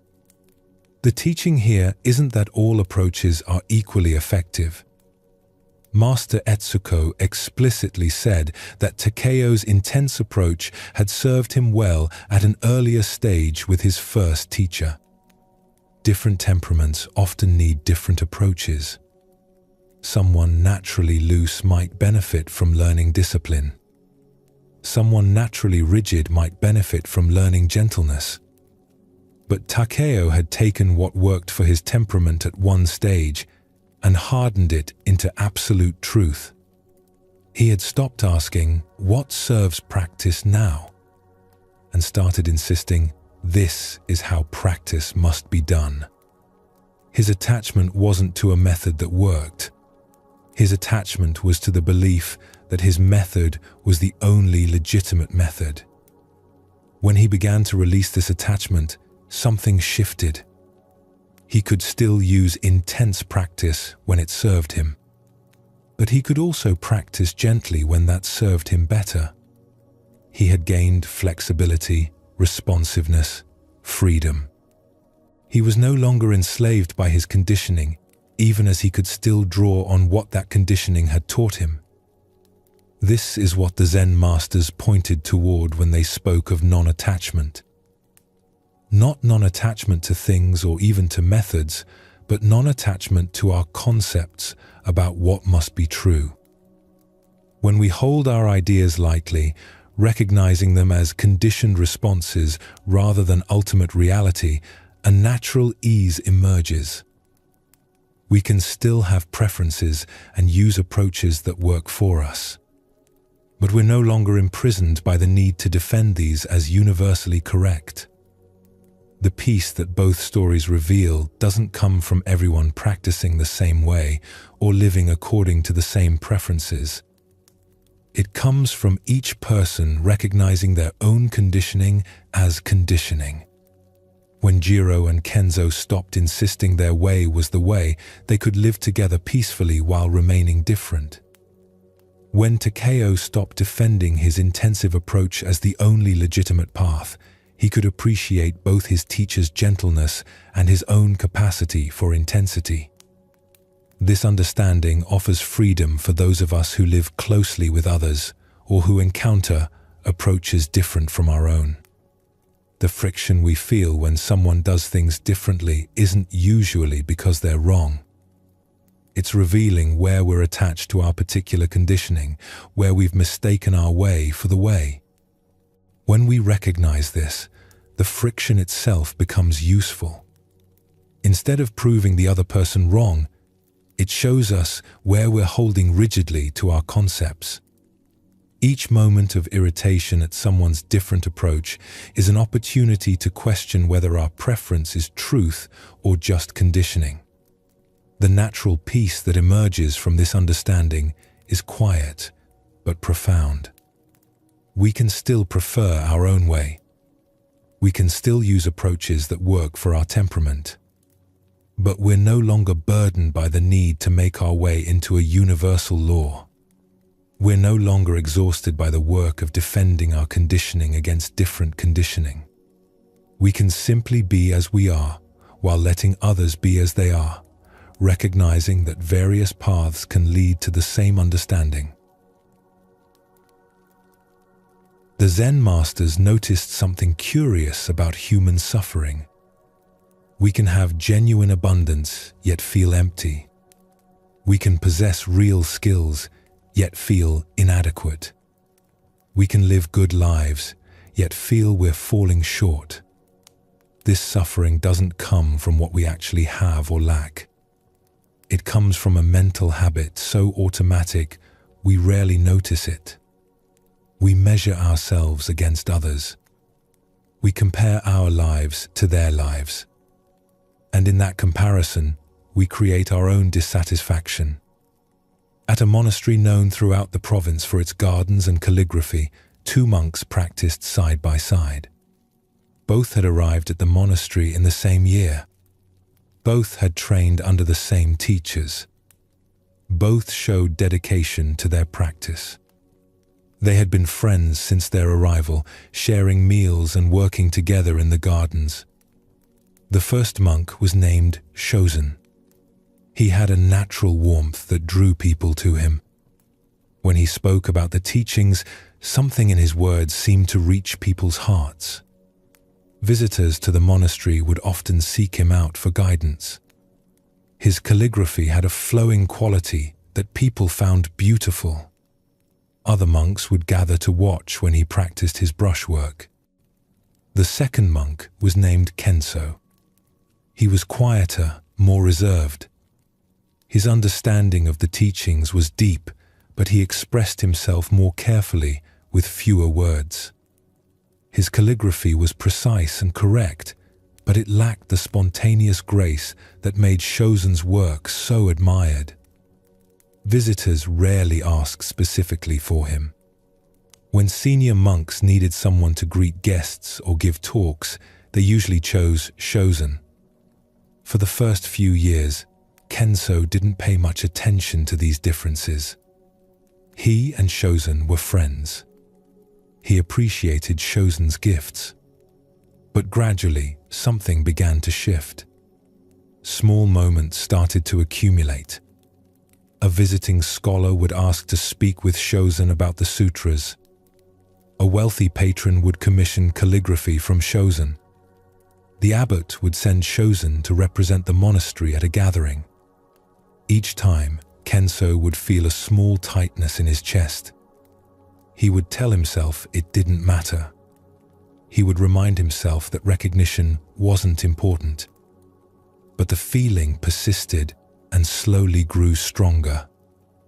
One afternoon, a group of visitors came to the monastery hoping to receive teaching. The abbot asked Shozen to meet with them. As Kenso worked alone in the garden, he could hear laughter and animated conversation from the guest hall where Shozen was speaking. The visitors sounded engaged, moved, grateful. Kenso felt something dark rise in him. Why was Shozen always chosen? Weren't they equally trained? Hadn't they both studied just as diligently? That evening at dinner, one of the visitors approached Kenso.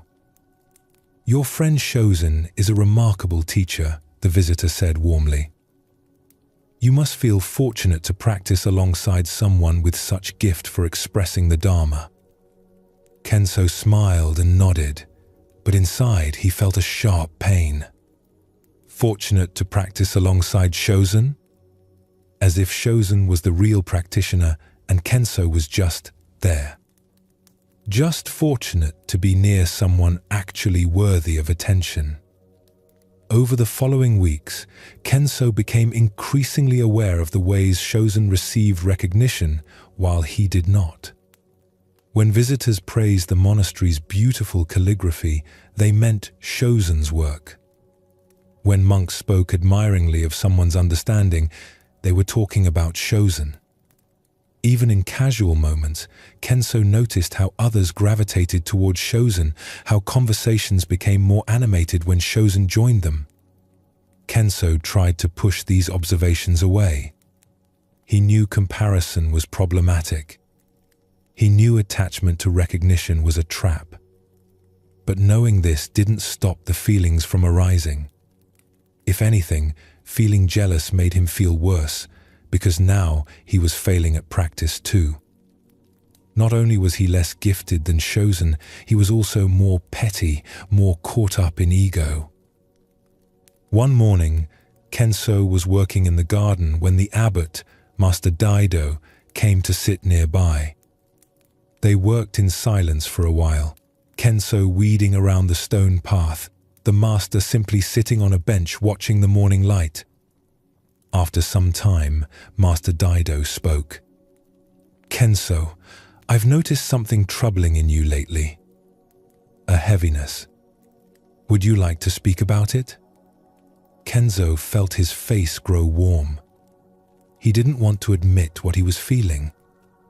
It seemed so small and petty. But the master waited patiently, and finally, Kenzo found words. "Master, I'm struggling with something I'm ashamed of. I feel diminished. Shozen receives so much recognition, so much appreciation. Visitors seek him out. You choose him for important tasks. His calligraphy is admired while mine is merely adequate. I know I shouldn't care about these things. I know recognition is empty, but I can't seem to stop feeling this way." Master Daido nodded slowly. "You feel jealous of Shozen?" "Yes," Kenso admitted quietly. "And I feel ashamed of feeling jealous. So now I'm failing twice. Once by caring about recognition, and again by feeling resentment toward my friend." "Tell me," the master said, "do you feel jealous of the emperor?" Kenso looked up, confused. "The emperor? No, of course not." "Why not?" "He has far more recognition than Shozen. People bow before him. His words carry weight throughout the land. He lives in great comfort. Shouldn't you be more jealous of him than of Shozen?" "That's different," Kenso said. "The emperor is separate. His life and mine have nothing to do with each other." "Ah," Master Daido said. "So you only feel jealous of someone close to you, someone whose path seems similar to yours." "I suppose so. And do you feel jealous of the novice who arrived last month, the one who can barely sit through a meditation session without fidgeting?" "No," Kenso said. "Why not? He's also a monk here, also practicing alongside you." Kenso thought about this. "Because he's just beginning. It would be strange to compare myself to someone so new." "So you only compare yourself to people who seem similar enough to you, but slightly ahead. Not to the emperor who is far ahead, and not to the novice who is far behind. Only to Shozen, who arrived when you did and trained as you did, but now receives recognition you don't receive." Kenso sat with this observation. He had never thought about it quite this way before. Master Daido continued, his voice gentle. "This comparing mind is arbitrary. You've chosen one particular person and one particular measure and one particular time frame. You could compare yourself to Shozen's calligraphy, but not to his struggles with formal study, which you know he finds difficult. You could compare your situation now to Shozen's now, but not to where you both were 5 years ago or where you both might be 5 years from now. The comparing mind is very selective about what it notices. But the recognition he receives is real," Kenso said. "It's not just in my mind. People truly do seek him out more, value his teaching more." "That's true," the master agreed. "Shozen has certain gifts that draw recognition in this particular community at this particular time. But tell me, does that recognition make his morning rice taste better than yours? Does it make his breath move more freely? Does it bring him closer to understanding his own nature?" Kenso was quiet. "You're not suffering because Shozen receives recognition," Master Daido said. You're suffering because your mind is telling you a story. The story says, if Shozen is valued more, I am valued less. If Shozen is chosen, I am rejected. If Shozen's gifts are acknowledged, mine are inadequate. But these are stories, not truth. Shozen's recognition doesn't diminish you. It simply exists alongside you.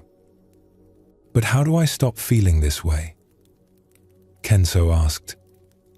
Not by trying to stop feeling, the master replied, but by seeing clearly. Each time the jealousy arises, notice what your mind is doing. Notice how it selects Shozen specifically to compare to. Notice how it focuses on recognition specifically as the measure.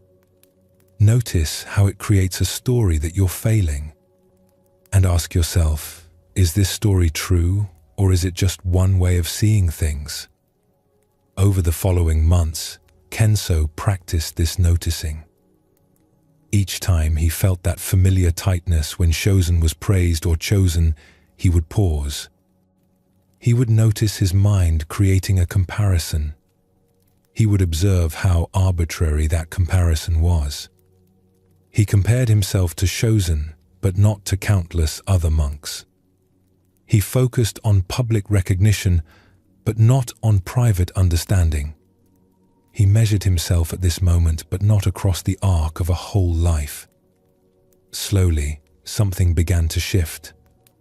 The jealousy still arose, but it no longer felt so solid, so true. He could see it as a mental habit rather than reality itself.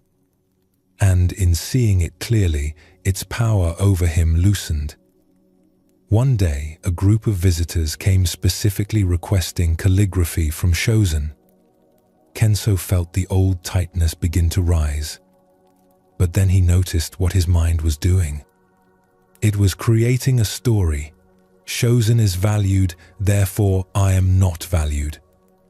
But when he looked directly at this story, he could see it was just a story. Shozen being valued and Kenso being valued weren't opposites. They could both be true, or neither could be true. Or the whole framework of being valued or not valued might be irrelevant to genuine practice. In that moment, Kenso felt a spaciousness open. The jealousy was there, but it wasn't defining his experience. He could acknowledge Shozen's gifts without it diminishing his own worth. Because his worth wasn't actually related to how he compared to Shozen. That comparison was just something his mind was doing, not reality itself. Years later, when Kenso had become a senior teacher himself, a young monk came to him struggling with jealousy toward another student. Kenso listened with deep understanding and told him about his own experience with Shozen. The suffering doesn't come from the other person's recognition, Kenso said. It comes from the comparing mind. When you see this clearly, the comparison loses its power. Not because you've convinced yourself it doesn't matter, but because you've seen through the arbitrary nature of comparison itself. This story reveals what the Zen masters understood about jealousy and comparison. Kenso's suffering didn't come from any actual lack in his life or practice. He had food, shelter, genuine practice, sincere understanding. His suffering came entirely from the mental habit of measuring himself against Shozen. Master Daido's questions revealed how arbitrary this comparison was. Kenso didn't compare himself to everyone, just to someone similar enough to seem relevant, but different enough to create painful contrast. He didn't compare across all dimensions, just the particular dimensions where he felt deficient. The comparing mind is selective, creating a very particular kind of suffering by choosing very particular comparisons. The teaching here isn't that recognition doesn't exist or that Shozen's gifts weren't real. In conventional reality, Some people do receive more recognition than others. Some have gifts that draw attention. Some are chosen for certain roles. These are facts. But the suffering comes from the story we create about what these facts mean. The story that says another person's recognition diminishes our worth. The story that says we're failing because someone else is succeeding. When Kenso began to see comparison as a mental habit rather than reality itself, something shifted. He didn't have to convince himself that recognition didn't matter or that he was secretly just as good as Shozen. He simply saw that the comparing mind was creating a particular kind of suffering through a particular kind of selective attention. And in seeing this clearly, the comparison lost its power to define his experience. The peace that emerged wasn't dependent on Kenso receiving equal recognition or on Shozen receiving less. It came from recognizing that his worth existed independent of any comparison. Shozen's gifts and recognition could exist without diminishing Kenso. This wasn't a philosophical position Kenso adopted. It was a direct seeing through the illusion that comparison was showing him truth rather than just creating suffering. At another monastery, deeper in the mountains, a group of students trained together under Master Ingen. Among them were two young monks who had arrived within weeks of each other. The first was named Hakuro. He seemed to grasp teachings quickly. When Master Ingen posed questions during study sessions, Hakuro often understood immediately. His meditation appeared natural and deep. Senior monks would sometimes comment on his progress approvingly. The second student was named Yoten. He worked just as diligently as Hakuro, perhaps even more so. He would stay up late studying texts. He would sit in meditation long after others had gone to sleep. But understanding came more slowly to him. When Master Ingen asked questions, Yoten would puzzle over them for days before glimpsing possible answers. His meditation felt laborious, his mind restless despite his sincere effort. In the beginning, Yoten simply focused on his own practice. He was grateful to be at the monastery, grateful for the teachings, absorbed in his own efforts. But gradually he became aware of Hakuro's rapid progress. He noticed how Master Ingen's eyes would light up when Hakuro offered an insight. He heard other students speaking admiringly about Hakuro's natural aptitude. Yoten tried to be happy for his friend. He told himself that Hakuro's progress was wonderful, that it didn't affect his own path. But a small voice in his mind kept asking, "Why can't I grasp things as quickly? What's wrong with me? Am I less capable, less intelligent, less suited for this practice?" During group meditation, Yoten would sometimes open his eyes slightly and glance at Hakuro. Hakuro always sat perfectly still, his face serene, clearly absorbed in deep concentration. Meanwhile, Yoten's legs would ache, his mind would wander, his posture would gradually slump despite his best efforts. Even in meditation, Hakuro seemed to be succeeding while Yoten was struggling. One afternoon, Master Ingen announced that Hakuro had been given permission to begin working with advanced koans, practices usually reserved for students who had trained for many years. Yoten felt his heart sink. He had been at the monastery just as long as Hakuro. They had started together. Why was Hakuro advancing while he remained at basic levels? That night, Yoten couldn't sleep. He lay in his small room feeling a mix of emotions he couldn't quite name. Sadness, frustration, shame, and underneath it all, a growing conviction that he simply wasn't good enough for this path. Perhaps some people were naturally suited for Zen practice and others weren't. Perhaps he should accept that he was in the second category. The next morning, Jotun approached Master Ingen. "Master, I need to speak with you about leaving the monastery." Master Ingen gestured for him to sit. "Why would you leave?" "I don't think I'm suited for this practice," Jotun said, the words tumbling out. "I try as hard as I can, but understanding doesn't come. I meditate sincerely, but my mind stays restless. Other students, like Hakuro, seem to progress naturally while I struggle with everything. Perhaps my capacity is limited. Perhaps I should accept that and pursue a simpler life." Master Ingen listened quietly. When Jotun finished, the teacher asked a simple question.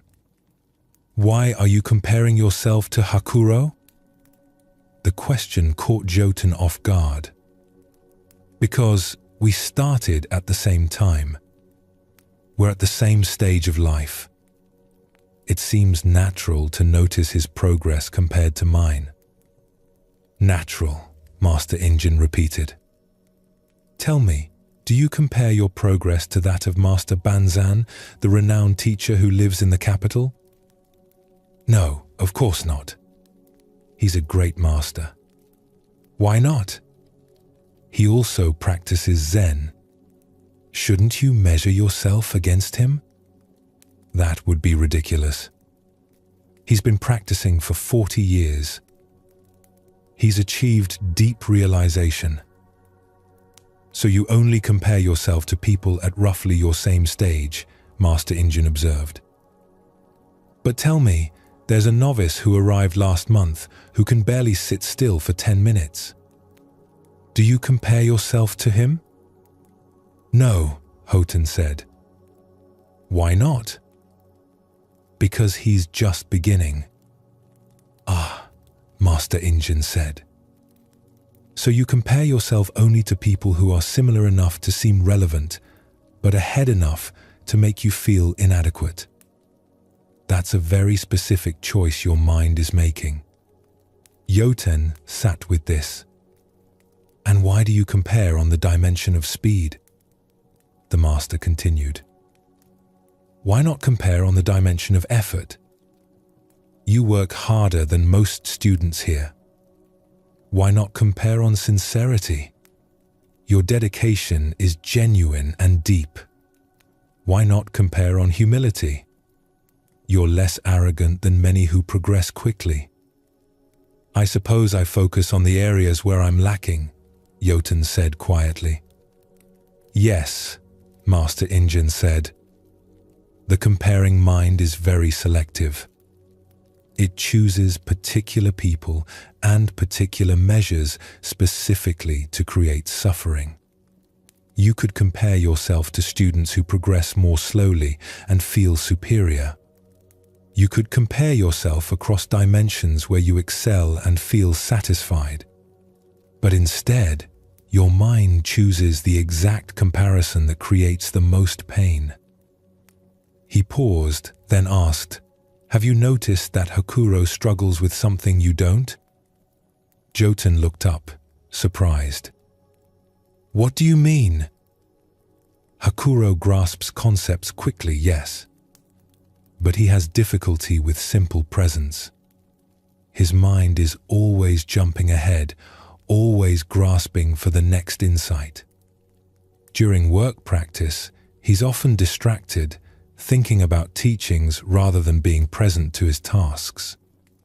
You, on the other hand, bring genuine presence to whatever you're doing. Your difficulty with concepts comes partly from the fact that you're actually here in your experience rather than lost in abstraction." This had never occurred to Jotun. He had always seen Hakuro's quick understanding as simply better, not as a different quality with its own limitations. "There's no single path through this practice," Master Ingen continued. "Some people's understanding unfolds quickly but remains somewhat superficial. Others' understanding develops slowly but roots deeply. Some people excel at meditation but struggle with compassion. Others overflow with compassion but find meditation difficult. Each person walks their own path according to their own nature. But Hakuro is advancing to higher levels, Jotun protested. Higher, Master Ingen repeated. According to what measure? He's working with different practices now, yes. But different isn't higher or better. It's simply different.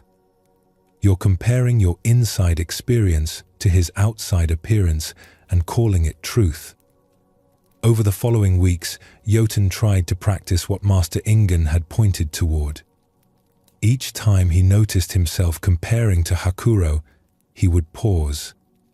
He would observe how his mind selected Hakuro specifically, how it focused on speed of understanding specifically, how it created a story that Hakuro's path was better than his own path. Gradually, Jotun began to see the comparing mind as a mental habit rather than perception of reality.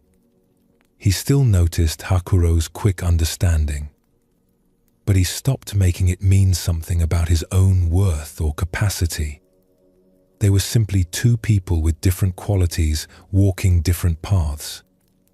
One day, several months later, Hakuro came to Jotun looking troubled. "Can I talk with you?" he asked.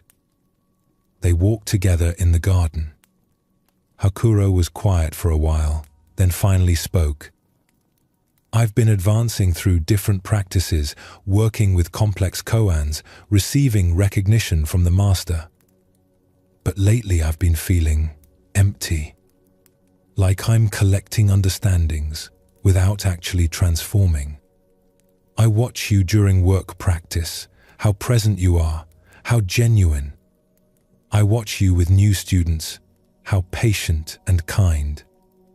And I wonder if I've been grasping at progress while missing something essential." Jotun felt something shift in him. Hakuro, whom he had envied for his rapid advancement, was struggling in ways Jotun hadn't imagined. The comparing mind had created such a simple story. Hakuro was succeeding, Jotun was failing. But the reality was far more complex. Each of them had gifts and struggles invisible to the other. Years later, both monks were still at the monastery, both now teaching students themselves. Hakuro had indeed achieved deep insight, but continued to work on presence and simplicity. Jotun had developed profound understanding through his patient, grounded approach. They were different teachers serving different students, each valuable in their own way. When young students came to Jotun struggling with comparison, he would tell them about his experience with Hakuro. "The suffering came from believing my mind's story about his progress and my failure. When I saw that story as just a story, not reality, the suffering dissolved. Not because I convinced myself I was just as good as Hakuro, but because I saw that the comparison itself was creating the problem, not the difference in our paths." This second story deepens the teaching about comparison. Jotun's suffering came entirely from measuring his path against Hakuro's. He had actual practice, sincere dedication, real development. But because it looked different from Hakuro's more visible progress, the comparing mind created a story of inadequacy. Master Ingen's questions revealed the arbitrary nature of comparison. Jotun compared himself only to Hakuro, not to masters far ahead or novices far behind. He compared only on dimensions where he felt deficient, not on dimensions where he excelled. This selective comparison created maximum suffering. The teaching isn't that all paths are equally effective or that differences don't exist. Hakuro did grasp concepts more quickly. But the comparing mind took this fact and created fiction around it. Fiction that speed of understanding equals better practice. Fiction that visible progress equals genuine development. fiction that Yoten's slower, deeper approach was inferior to Hakuro's quicker, more conceptual approach. When Jotun began to see through these stories, freedom emerged. Not because his path suddenly matched Hakuro's, but because he stopped needing his path to match anyone's. He could acknowledge Hakuro's gifts without it diminishing his own. He could recognize his own struggles without making them mean he was failing. The revelation that Hakuro was struggling with presence and depth, areas where Jotun naturally excelled, showed how incomplete the comparing mind's view had been. Each person's path contains both gifts and challenges invisible to others. The comparing mind always creates an oversimplified story, seeing only selected fragments and calling them the whole truth. Both stories point to the same insight. Comparison creates suffering not because differences don't exist, but because the comparing mind takes real differences and creates fictional hierarchies. It chooses particular people, particular measures, particular moments to create a story about our inadequacy. When we see this mental habit clearly, when we recognize comparison as something the mind does rather than truth about reality, a natural freedom emerges. This freedom doesn't require us to achieve what others have achieved or to convince ourselves we're equal in all ways. It comes from recognizing that worth isn't determined by comparison. Your path is your path. Another person's path is their path. Both can unfold according to their own nature without one diminishing the other. The peace that emerges from this understanding is quiet but profound. You can acknowledge others' gifts without it threatening your worth. You can recognize your own struggles without making them mean you're failing. The comparing mind loses its power, not because you've won some competition, but because you've seen through the illusion that comparison shows truth rather than just creating suffering. The Zen masters observed a peculiar habit of the human mind. We have a tendency to place our peace somewhere in the future. We tell ourselves that we'll be content after we achieve this goal, master that skill, reach this milestone. We carry an unconscious belief that peace is something we must earn through accomplishment, something that will arrive after we've met certain conditions. But this habit of postponement creates a problem. No matter what we achieve, the mind simply moves the target forward. Peace remains always just ahead, always conditional, always waiting for one more thing. At a monastery known for its rigorous training, a young monk named Tenshin practiced with great dedication. He had arrived at the monastery 3 years earlier, filled with aspiration. He wanted to master meditation, understand the deepest teachings, and experience the peace that enlightened masters seem to embody. Tenshin threw himself into practice with intensity. During his first year, he struggled with basic meditation. His mind wandered constantly. His body ached during long sitting periods. Other monks seemed to settle into stillness while he fought with restlessness. He would think to himself, "Once I can sit properly, once my mind settles, then I'll have peace. I just need to master this foundational practice first." He worked diligently on his meditation. Gradually, his posture improved. His mind wandered less frequently. After about a year, he could sit for long periods with relative stability. He felt a sense of accomplishment, but the peace he had imagined didn't arrive.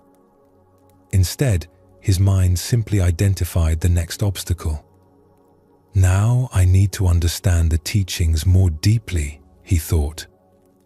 "Once I've studied the important texts, once I can grasp the philosophical concepts, then I'll have real peace. I've just been working on the basics." The deeper understanding is what matters. So Tenshin devoted himself to study. He memorized sutras. He wrestled with difficult concepts. He asked the senior monks endless questions. After another year, he had indeed developed substantial knowledge. He could discuss complex teachings. He could explain subtle points of doctrine. Other students would come to him with questions. But again, the peace he sought remained elusive. Instead of satisfaction, he felt a new incompleteness. Understanding concepts isn't enough, he realized. I need direct experience. Once I have a breakthrough, a genuine insight into the nature of reality, then I'll have the peace the masters talk about. Everything until now has just been preparation. Tenshin began working with koans, those paradoxical questions designed to break through conceptual thinking. He would spend days contemplating a single phrase, trying to penetrate its meaning. He barely slept, sitting late into the night with fierce concentration. He felt he was finally getting close to real practice, to the genuine path that would lead to peace. One evening, after a particularly intense meditation session where Tenshin had been struggling with a koan, the head teacher, Master Bankei, found him sitting alone in the meditation hall long after others had retired. "Tenshin," the master said gently, "you're still here." "Yes, master. I'm working on the koan you gave me. I feel like I'm close to understanding it." "Close to understanding," Master Bankei repeated, sitting down nearby. "And when you understand this koan, what will happen?" "Then I'll have genuine insight," Tenshin said. "Then I'll experience the peace that comes from real understanding." "I see. And before you were working on koans, what did you think would bring you peace?" Tenshin paused. "I thought understanding the teachings would bring peace." "And before that?" "I thought mastering meditation would bring peace." "And if you do penetrate this koan," Master Bankei continued, "if you have the insight you're seeking, what will come next?" Tenshin hadn't thought about this. "I suppose there are other koans, deeper levels of understanding. So after you achieve this peace you're seeking, you'll need to achieve another peace beyond it?" The question hung in the air. Tenshin felt something uncomfortable stirring in him. "Tenshin," Master Bankei said quietly, "for 3 years you've been telling yourself that peace is just ahead. First, it was beyond mastering meditation. Then, beyond understanding teachings. Now it's beyond penetrating koans. But has peace actually arrived at any of these thresholds? Or have you simply moved the threshold forward each time?" Tenshin sat in silence. The truth of this observation was undeniable. Each time he had achieved what he thought would bring peace, his mind had simply identified something else that needed to be accomplished first. "The mind has this habit," the master continued. "It says I'll be at peace but when that condition is met, it immediately creates a new condition. Peace is always in the future, always conditional, always dependent on achieving something you haven't achieved yet." "But Master," Tenshin said, confusion and frustration rising in him, "surely we do need to develop our practice. Surely a beginner doesn't have the same peace as an accomplished master?" "Tell me," Master Bankei said, "right now, in this moment, is your breath breathing?" "Yes." "Is your heart beating?" "Yes." "Are you aware of sitting here, of hearing my words, of the candle flickering in the corner?" "Yes." "Then what is missing?" Tenshin opened his mouth to answer, but no words came.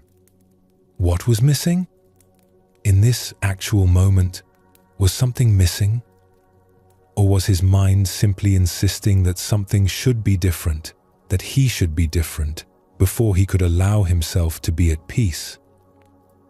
"You have been practicing for 3 years," Master Bankei said, "but not to arrive at peace." "You've been practicing to earn the right to be at peace." As if peace is something you don't deserve yet, something you must qualify for through achievement. But peace isn't a reward for accomplishment. It's what's here when you stop postponing it. Over the following days, Tenshin sat with this teaching. He noticed how pervasive the postponing habit was. Even during meditation, he would think, "Once my mind is clearer, once this session deepens, then I'll have peace." During meals, "Once I finish eating, once I complete my duties, then I can rest." During work, "Once this task is done, once I've proven my dedication, then I can be at ease." Always peace was just ahead. Always there was one more condition to meet. And because of this constant postponement, he had never actually allowed himself to experience the peace that might be available right now, in this moment, exactly as it was. One morning, Tenshin was sweeping leaves from the monastery path. It was a simple task, routine and ordinary. His mind began its familiar pattern. "Once I finish sweeping, once I move on to more important practice." But then he stopped. He stood still with the broom in his hands and asked himself, "What if I don't postpone peace until after this task? What if peace is available even while sweeping leaves?" He resumed sweeping, but differently. Not rushing to finish, so peace could come afterward. Not treating this moment as an obstacle between him and some future peace. Just sweeping, with the actual experience of sweeping. The sound of the broom against stone. The morning air cool on his skin. The simple rhythm of the movement. And in that ordinariness, something shifted. Not a dramatic breakthrough. Not a sudden enlightenment. Just a quiet recognition that peace had never been waiting in the future. It had been here all along, available in each moment he had been too busy postponing it to notice. Later that day, Master Bankei saw Tenshin sweeping again and noticed something different in his presence. "How is your practice?" the master asked. Tenshin smiled slightly. "I'm learning to stop saving peace for later." Years afterward, when Tenshin taught students of his own, he would tell them about his 3 years of postponement. "I thought peace was something I would earn through achievement," he would say. But it was never about earning. It was about stopping the habit of looking ahead to some better moment and discovering what was here all along. This story reveals what the Zen masters understood about the postponing mind. Tenshin's dedication was genuine. His practice was sincere. But underneath all his effort was an unexamined assumption. Peace comes after achievement. This assumption meant that no achievement was ever enough. Each accomplishment simply revealed another condition that needed to be met. Master Bankei's questions cut through this pattern. Not by denying the value of development or practice, but by revealing that peace isn't earned through reaching certain milestones. Tenshin's breath was breathing, his heart was beating, awareness was present. What was actually missing in that moment? Only his willingness to stop postponing peace until some future condition was met. This teaching doesn't mean we shouldn't practice or develop skills or work toward understanding.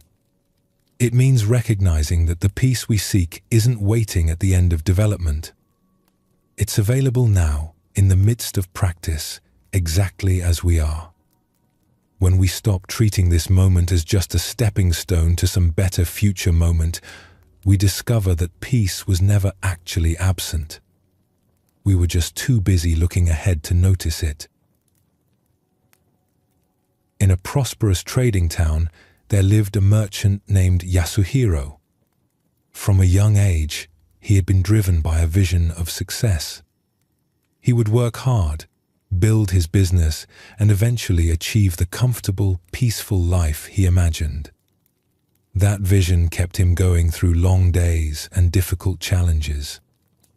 When Yasuhiro was young and just starting out, he would tell himself, "Once I have my own shop, once I'm independent, then I'll be content. Then I can relax and enjoy life." He worked for years as an apprentice, learning the trade, saving money. Finally, he opened his small shop in a modest location. He felt proud that first day, excited about his achievement. But within weeks, the excitement faded.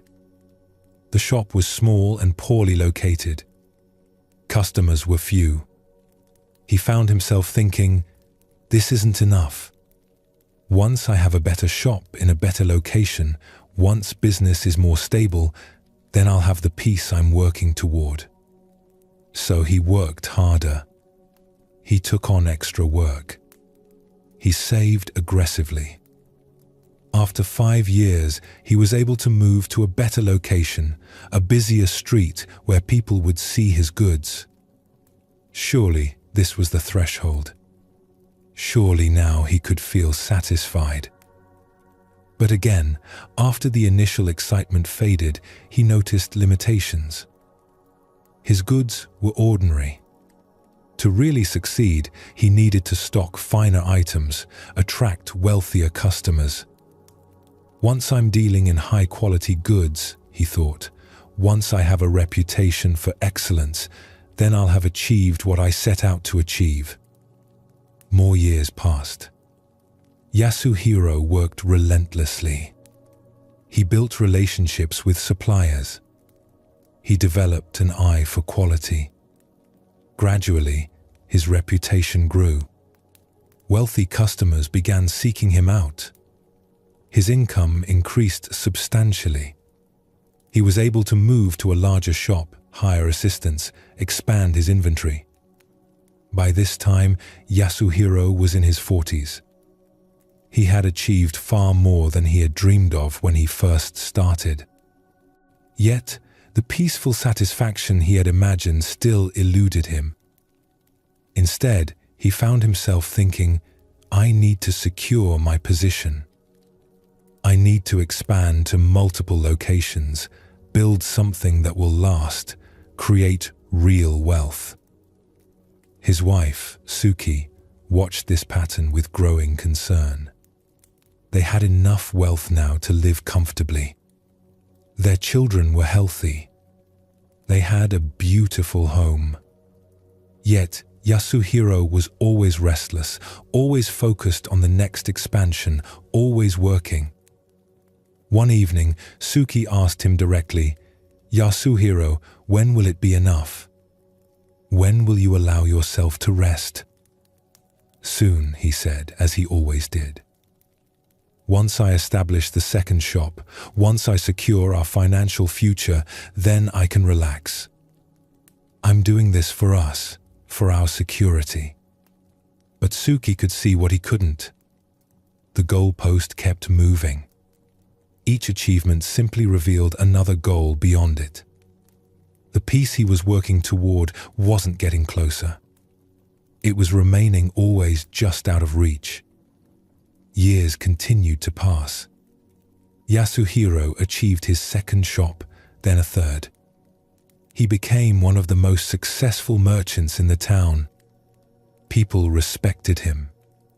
His wealth was substantial. His family wanted for nothing material. And yet, in quiet moments, Yasuhiro felt empty, restless.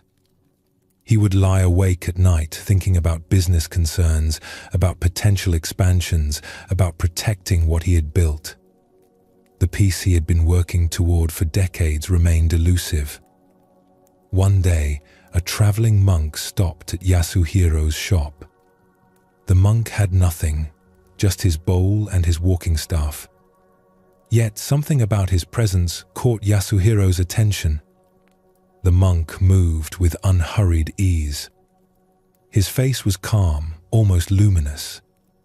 He looked at Yasuhiro's fine goods with appreciation, but no desire.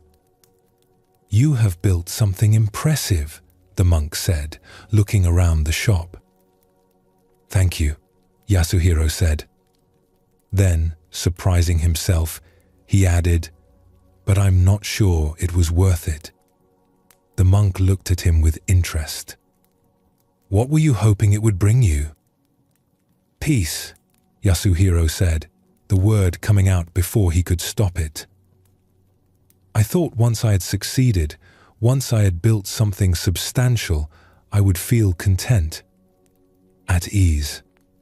But I don't." "When did you think this peace would arrive?" the monk asked. Yasuhiro thought back. "When I first started, I thought it would come once I had my own shop. Then, once I had a better location.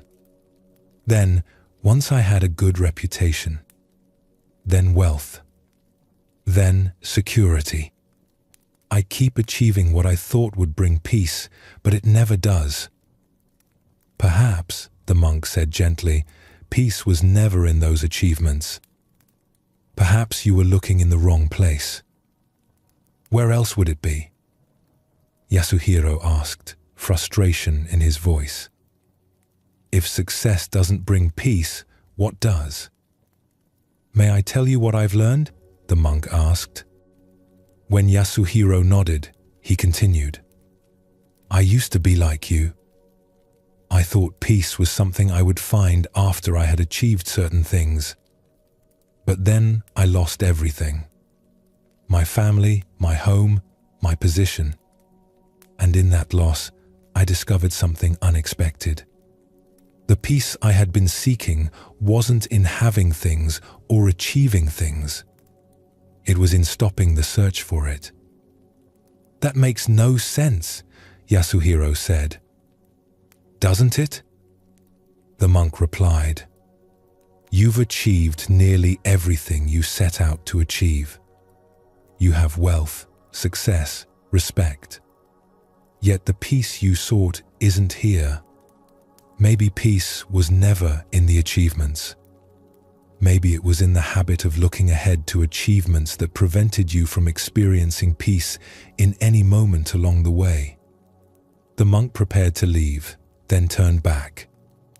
"Tell me, in this moment right now, what do you lack?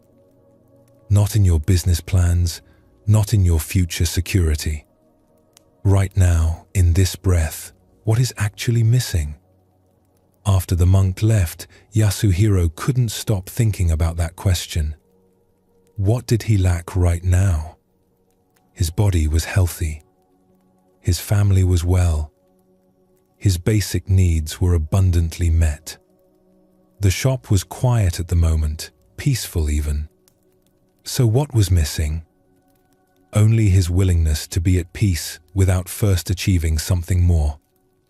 Only his habit of postponing satisfaction until some future condition was met. That evening, instead of working late as he usually did, Yasuhiro went home early. He sat with his wife on their porch as the sun set.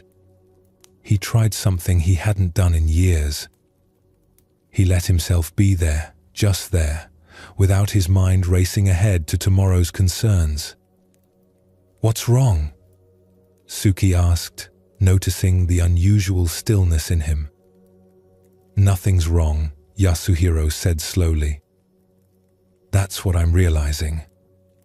Right now, in this moment, nothing is actually wrong. I've been so focused on making sure the future would be secure that I haven't noticed the present might already contain what I've been seeking. Over the following weeks, Yasuhiro began to notice his postponing habit everywhere. Even during simple moments with his family, his mind would be racing ahead. Even during successful business days, he would be thinking about the next challenge. He was never fully present because he was always preparing for some future moment when he could finally relax. He started a new practice. Several times each day, he would pause and ask himself the monk's question, what is actually missing right now? Not in his plans, not in his ambitions, but in this specific moment. Sometimes the answer was that something genuinely needed attention. But often, the answer was that nothing was missing except his presence to what was already here. Months later, the traveling monk passed through town again and stopped at Yasuhiro's shop. Yasuhiro greeted him warmly. "You look different," the monk observed. "I stopped postponing," Yasuhiro said simply. "I still work.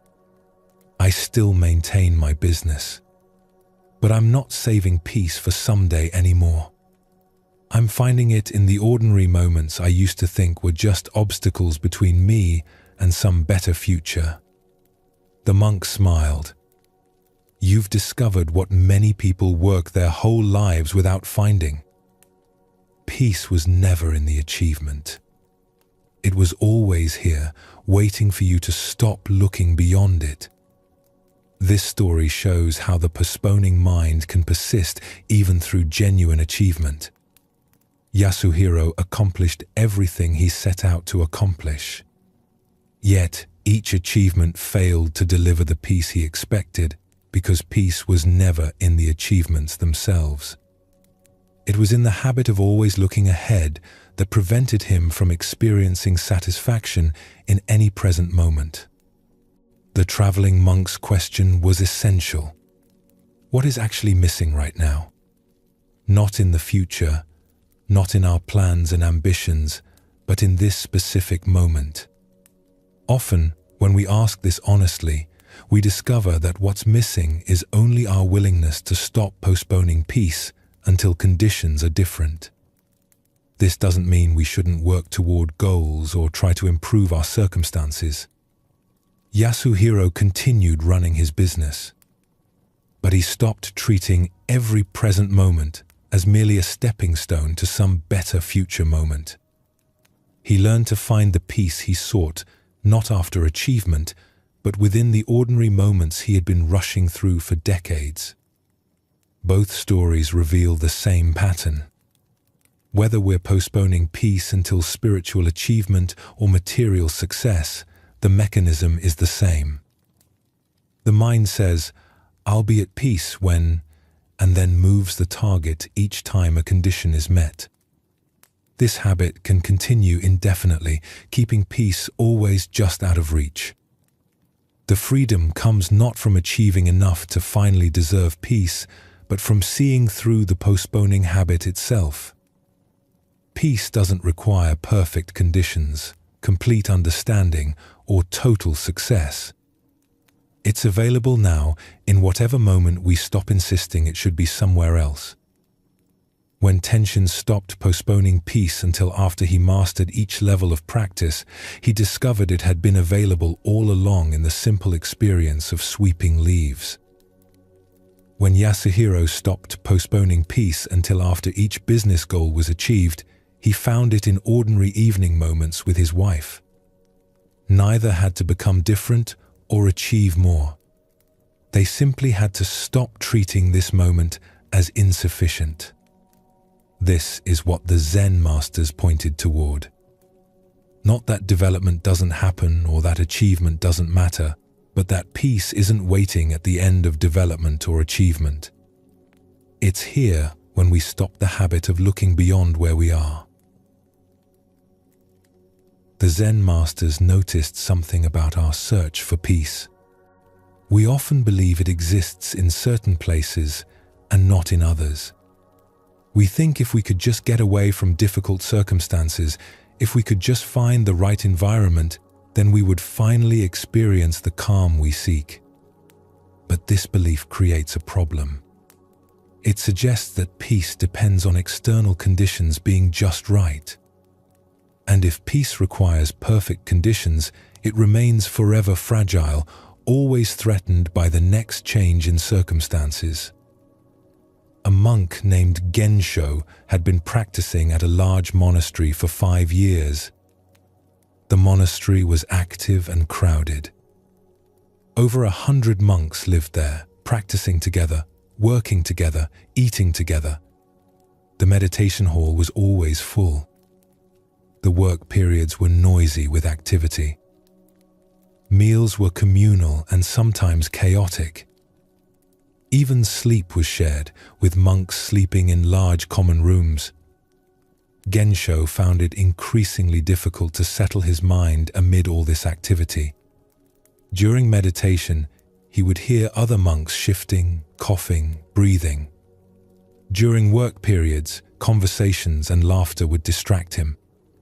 During meals, the sounds of eating and occasional talking would pull his attention away from mindful presence. Even during rest periods, he could hear snoring, people turning in their sleep, someone getting up to use the latrine.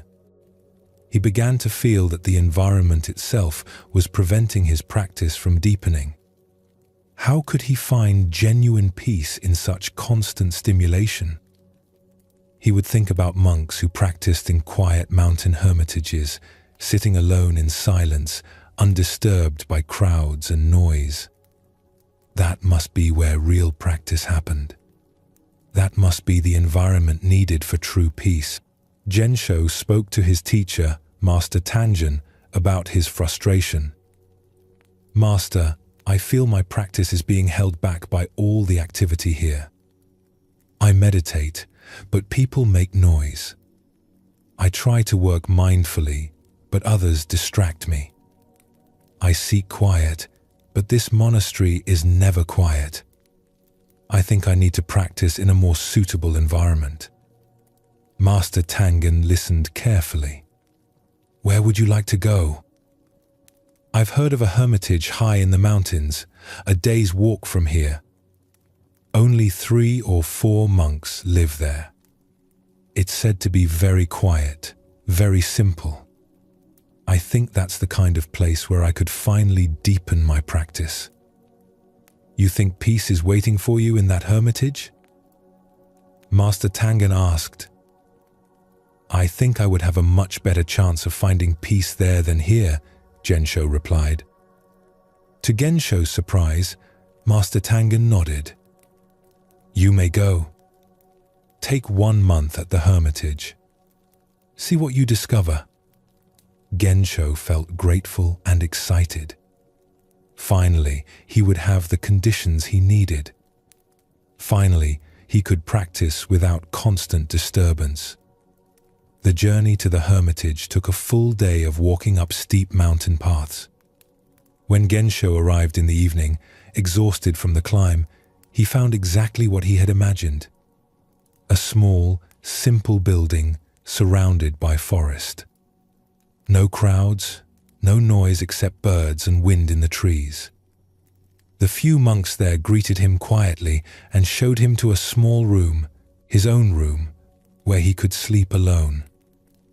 The first few days felt like paradise. Gensho would wake naturally with the dawn light. The morning meditation was silent and undisturbed.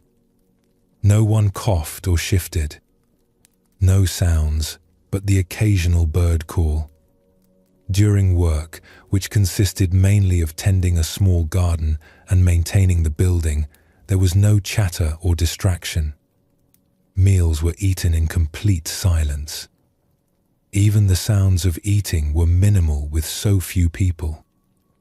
Gensho felt certain he had made the right choice.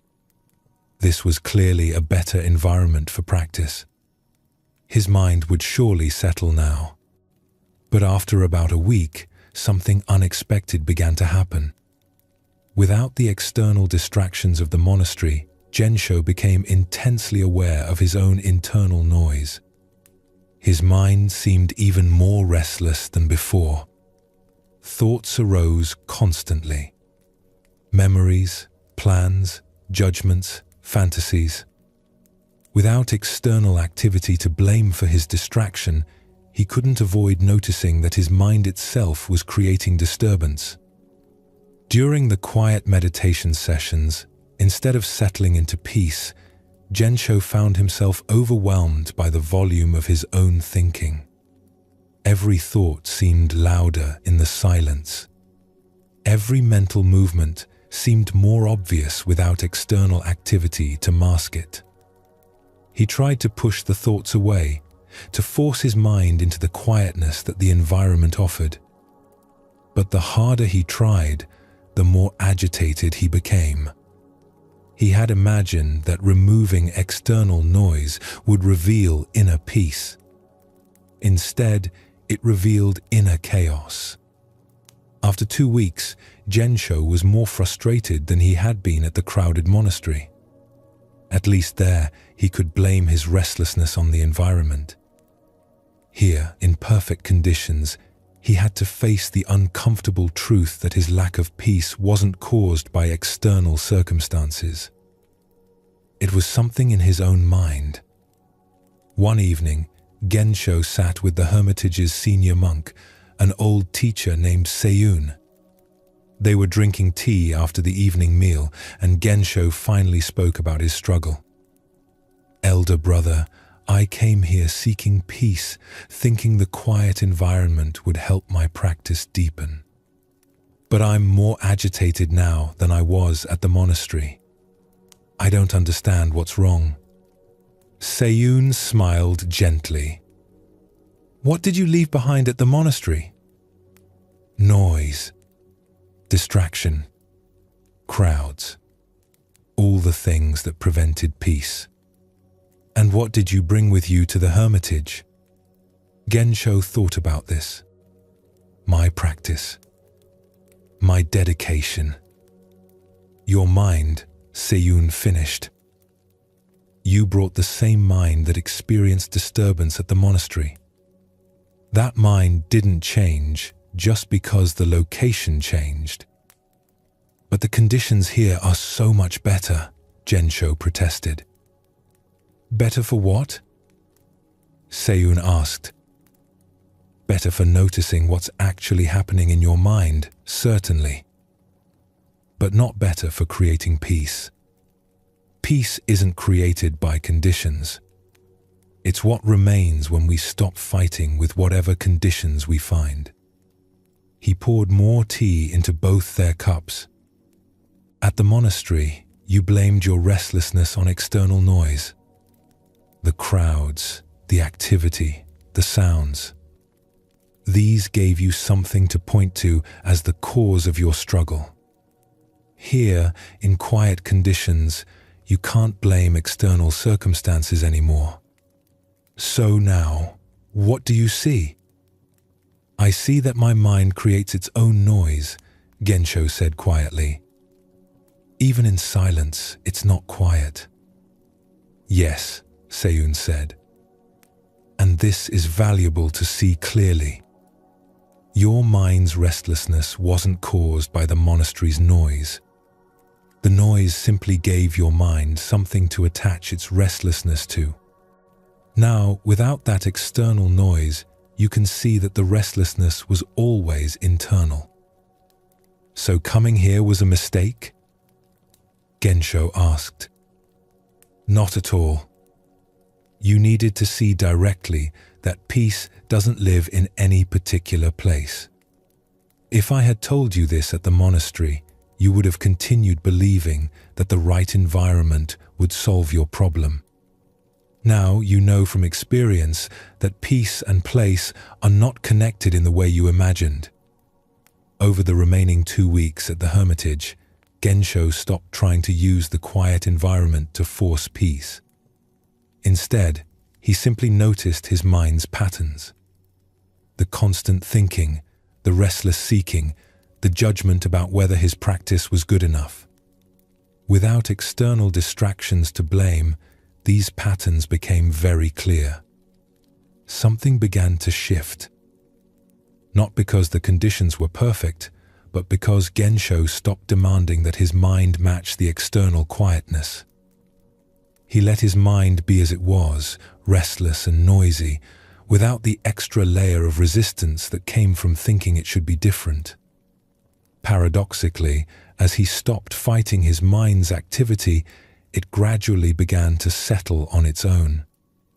Not into perfect silence, but into a more spacious quality where thoughts could arise without creating so much disturbance. When his month was complete, Gensho returned to the crowded monastery. Master Tangen asked him what he had learned.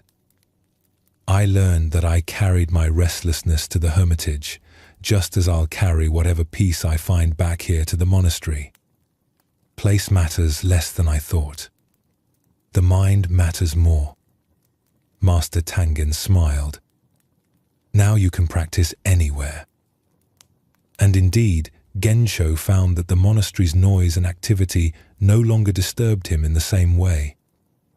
Not because the conditions had changed, but because he had stopped believing that his peace depended on conditions being different. The noise was still there. The crowds were still there. But his relationship to them had changed completely. This story reveals what the Zen masters understood about peace and place. Gensho genuinely believed that his environment was preventing his practice from deepening. The monastery was too noisy, too crowded, too active. This belief seemed completely reasonable.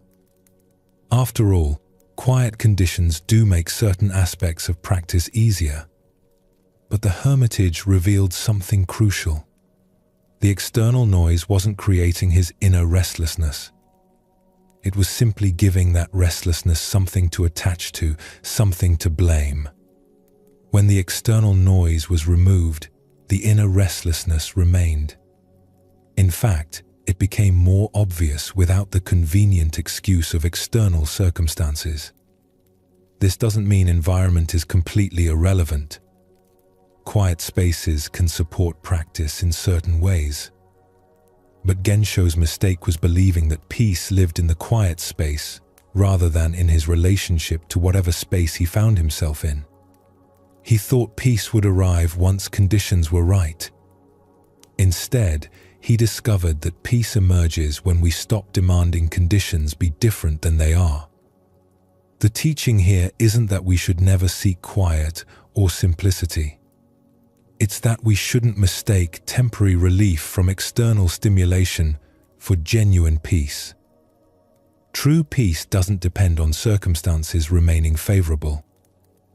It's stable regardless of whether conditions are quiet or noisy, simple or complex, solitary or communal. When Gensho returned to the monastery, the conditions hadn't changed, but his understanding had. He no longer needed the environment to be different before he could be at peace. The noise could be noise. The activity could be activity. And within all of that, peace was available because he had stopped making it conditional on circumstances being just right. At a mountain monastery known for its austere practice, two monks lived very different approaches to their training. Than the first monk was named Ikkyu. He had a restless quality, always seeking better conditions for practice. When winter came and the meditation hall was cold, Ikkyu would think about the warmer hall at his previous monastery. When summer arrived and the hall was hot, he would remember the cooler mountain temple he had heard about. Ikkyu would often ask the abbot for permission to go on brief retreats. He would seek out caves said to be especially conducive to meditation. He would visit temples known for their beautiful gardens, thinking the aesthetic environment would inspire deeper practice. He read about famous practice sites where ancient masters had achieved enlightenment and would plan pilgrimages to these locations. If I could just practice where Master Dogen sat, he would think, perhaps I would grasp what he understood. If I could just sit in the same cave where Master Hakuin had his breakthrough, perhaps that energy would support my realization. The second monk was named Soyen. He had been at the monastery longer than Ikkyu and showed no interest in seeking different conditions. He practiced in the meditation hall, whether it was cold or hot. He worked in the garden through rain and Sunday. He seemed equally present during formal practice and ordinary tasks. When Ikkyu would return from his retreats full of excitement about some special place he had found, Soyen would listen politely but show no inclination to seek such places himself. Ikkyu found Soyen's lack of interest puzzling, even concerning. "Brother Soyen," he said one day, "don't you want to deepen your practice? Don't you want to experience the kind of environments where great masters found realization?" "I practice here," Soyen replied simply. "But surely some places are more conducive to awakening than others," Ikkyu pressed. "Why limit yourself to this one monastery when there are caves, hermitages, sacred mountains where the energy is stronger?" Soyen smiled slightly. "What energy are you seeking?" "The energy of a truly supportive environment. Places where practice naturally deepens, where the conditions are optimal." "And when you find such places," Soyen asked, "does your practice deepen?" Ikkyu paused. This was a difficult question. Each time he visited what he thought was a perfect practice environment, he felt initial excitement and inspiration. But after a few days, his usual patterns would return. His restless mind would find something lacking even in the ideal conditions. The cave was too damp. The hermitage was too isolated. The sacred mountain had too many pilgrims visiting. "Sometimes," Ikkyu said, though the answer felt incomplete even as he spoke it. "And when you return here," Soyen continued, "is your practice sustained by what you found there?" Again, Ikkyu had to admit the truth. The inspiration from special places would fade quickly upon returning to ordinary monastery life. Within days, he would be planning his next retreat, seeking the next special environment. One winter, a severe storm struck the region. Snow fell heavily for days, blocking the mountain paths. No one could leave the monastery or arrive. The community was effectively isolated for nearly 2 months. Ikkyu felt trapped. This wasn't his choice. He hadn't decided to stay at the monastery. The weather had forced it upon him. During those months, Ikkyu's restlessness intensified. He couldn't escape to quieter locations. He couldn't visit inspiring sights. He couldn't seek more optimal conditions. He was stuck with what was right here. He watched Soyen during this time. The older monk's practice seemed completely unchanged by the forced isolation. He sat in meditation with the same steady presence. He worked with the same calm attention. He moved through each day with an ease that didn't seem to depend on having choices about where to practice or what conditions to seek. One evening, frustrated and restless, Ikkyu approached Soyen. "How do you maintain practice when you can't seek better conditions? Don't you feel limited by being stuck in one place?" "Stuck?" Soyen repeated. "I'm not stuck. I'm here." "But doesn't your practice suffer without access to special places? Without the inspiration of different environments?" Soyen set down the robe he was mending. "Ikkyu, let me ask you something. When you visit a sacred cave or a beautiful hermitage, what are you actually seeking?" "I'm seeking conditions that support deeper practice." "But what you call deeper practice, does it depend on where you sit?" If your understanding needs a special cave to be real, is it genuine understanding? If your peace requires perfect conditions to exist, is it real peace? Ikkyu wanted to argue, but something in Soyen's questions struck deeply.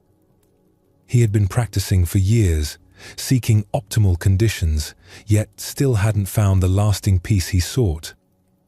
Meanwhile, Soyen practiced in one place with apparent stability.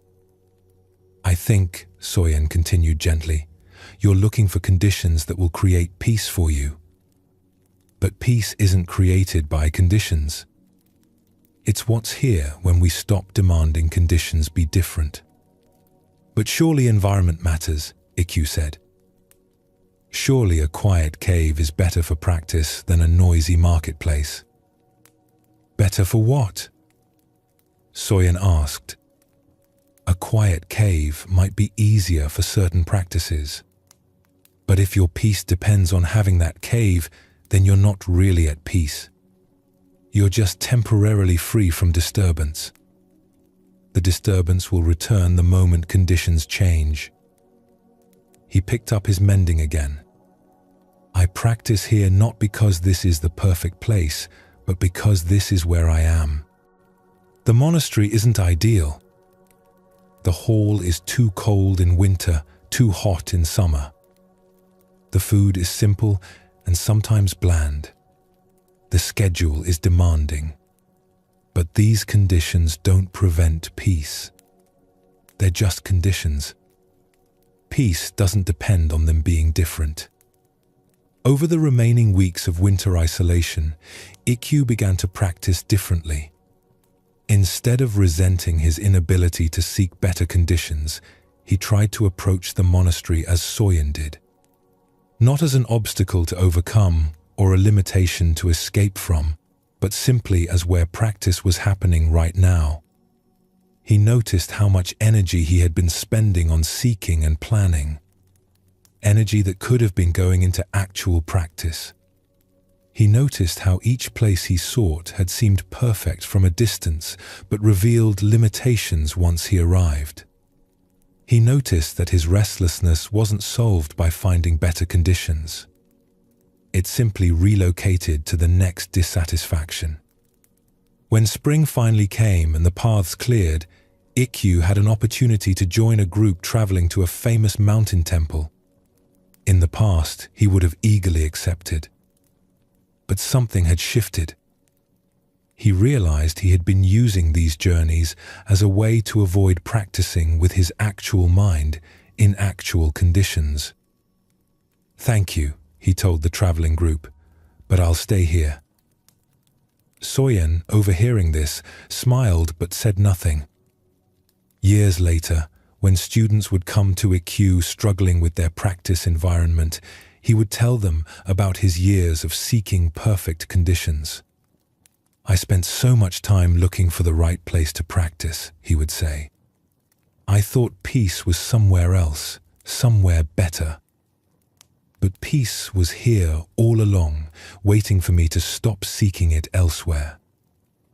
This second story deepens the teaching about peace and place. Ikkyu's seeking wasn't obviously wrong. He was looking for supportive conditions, which seems reasonable. Sacred sites, quiet caves, beautiful environments can inspire practice. But his constant seeking revealed something deeper. He had made peace dependent on finding and maintaining optimal conditions. Soyen demonstrated a different approach. Not that environment doesn't matter at all, but that peace doesn't depend on environment being perfect. He could practice in the cold hall or the hot hall. He could work in rain or Sunday. His stability came from not requiring conditions to be different before he could be at peace. The forced winter isolation was crucial for Ikkyu. It removed his ability to escape, forcing him to face his restless seeking directly. Without the option to find better conditions, he had to work with the conditions that were present. And in doing so, he discovered that the seeking itself had been the problem, not the conditions he was seeking to escape. This teaching addresses a subtle trap in spiritual practice. We can mistake the search for optimal conditions with actual practice. We can spend years seeking the perfect environment, the ideal teacher, the most supportive circumstances. And while we're seeking, we're not actually settling into practice with what's here. The Zen masters weren't opposed to quiet hermitages or beautiful environments. But they understood that if peace depends on maintaining special conditions, it remains fragile and conditional. True peace is stable regardless of circumstances. It doesn't require noise to disappear or conditions to be perfect. It's available right here, in whatever place we find ourselves. Both stories point to the same insight. We often believe our restlessness would dissolve if only conditions were different. If only we could escape to the right place, find the right environment, create the right circumstances. But this belief keeps us in constant seeking, always looking elsewhere for what might be available right here. The freedom comes not from finding perfect conditions, but from recognizing that peace doesn't depend on conditions being perfect. Quiet places can support certain aspects of practice. Simple environments can make concentration easier. But genuine peace isn't created by these conditions. It emerges when we stop making our well-being dependent on circumstances being just right. When Gensho discovered that he carried his restlessness to the hermitage, he learned that peace isn't waiting in some other location. When Ikkyu stopped his constant seeking of optimal conditions, he found that practice was available in the ordinary monastery he had been trying to escape. Neither had to find the perfect place. They simply had to stop believing peace required one. As our journey through these teachings comes to its natural close, you've traveled through ancient wisdom that the Zen masters discovered about human suffering and peace. You've seen how the mind creates struggle through grasping at what isn't here and resisting what is. You've learned that rejection reveals nothing about your worth, only the conditioned preferences of others. You've discovered how we mistake our conditioning for reality itself, and how comparison creates suffering from thin air. You've explored the habit of postponing peace until some future achievement, always moving the target just out of reach. And you've seen how we search for peace in perfect conditions when it was never dependent on circumstances being just right. Each teaching points to the same simple truth. The peace you seek isn't something to create or achieve or find in some other moment or place. It's what remains when you stop the mental habits that obscure it. You don't need to remember every story or hold on to every insight. These teachings have already done their work simply by being heard. Like seeds planted in good soil, they'll continue unfolding in their own way and their own time. Your only task now is to rest, trusting that understanding deepens naturally when we stop trying to force it. Feel yourself sinking more completely into the support beneath you. Your body knows how to release into sleep without your guidance. Your breath continues its rhythm without your management. The awareness that has been here throughout these stories remains gently present, including rest within itself. All the seeking can stop now. All the mental reaching and pushing can come to rest. The comparing mind can be quiet. The postponing mind can finally arrive in this moment. There's nowhere else you need to be, nothing else you need to become, no other conditions that must be met before you allow yourself this simple peace. The Zen masters understood that sleep is not an escape from awareness, but awareness returning to its most natural state. In this deep rest, all the boundaries we maintain during waking life naturally soften.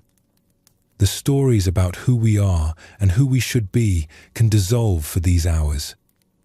What remains is simply the peaceful awareness that was here before all the stories began. May your sleep tonight be deep and restorative. May you rest in the understanding that peace was never absent, only overlooked. May you wake refreshed, carrying this quiet knowing into whatever tomorrow brings. Sleep well, and thank you for joining us here at Sleepy Monk.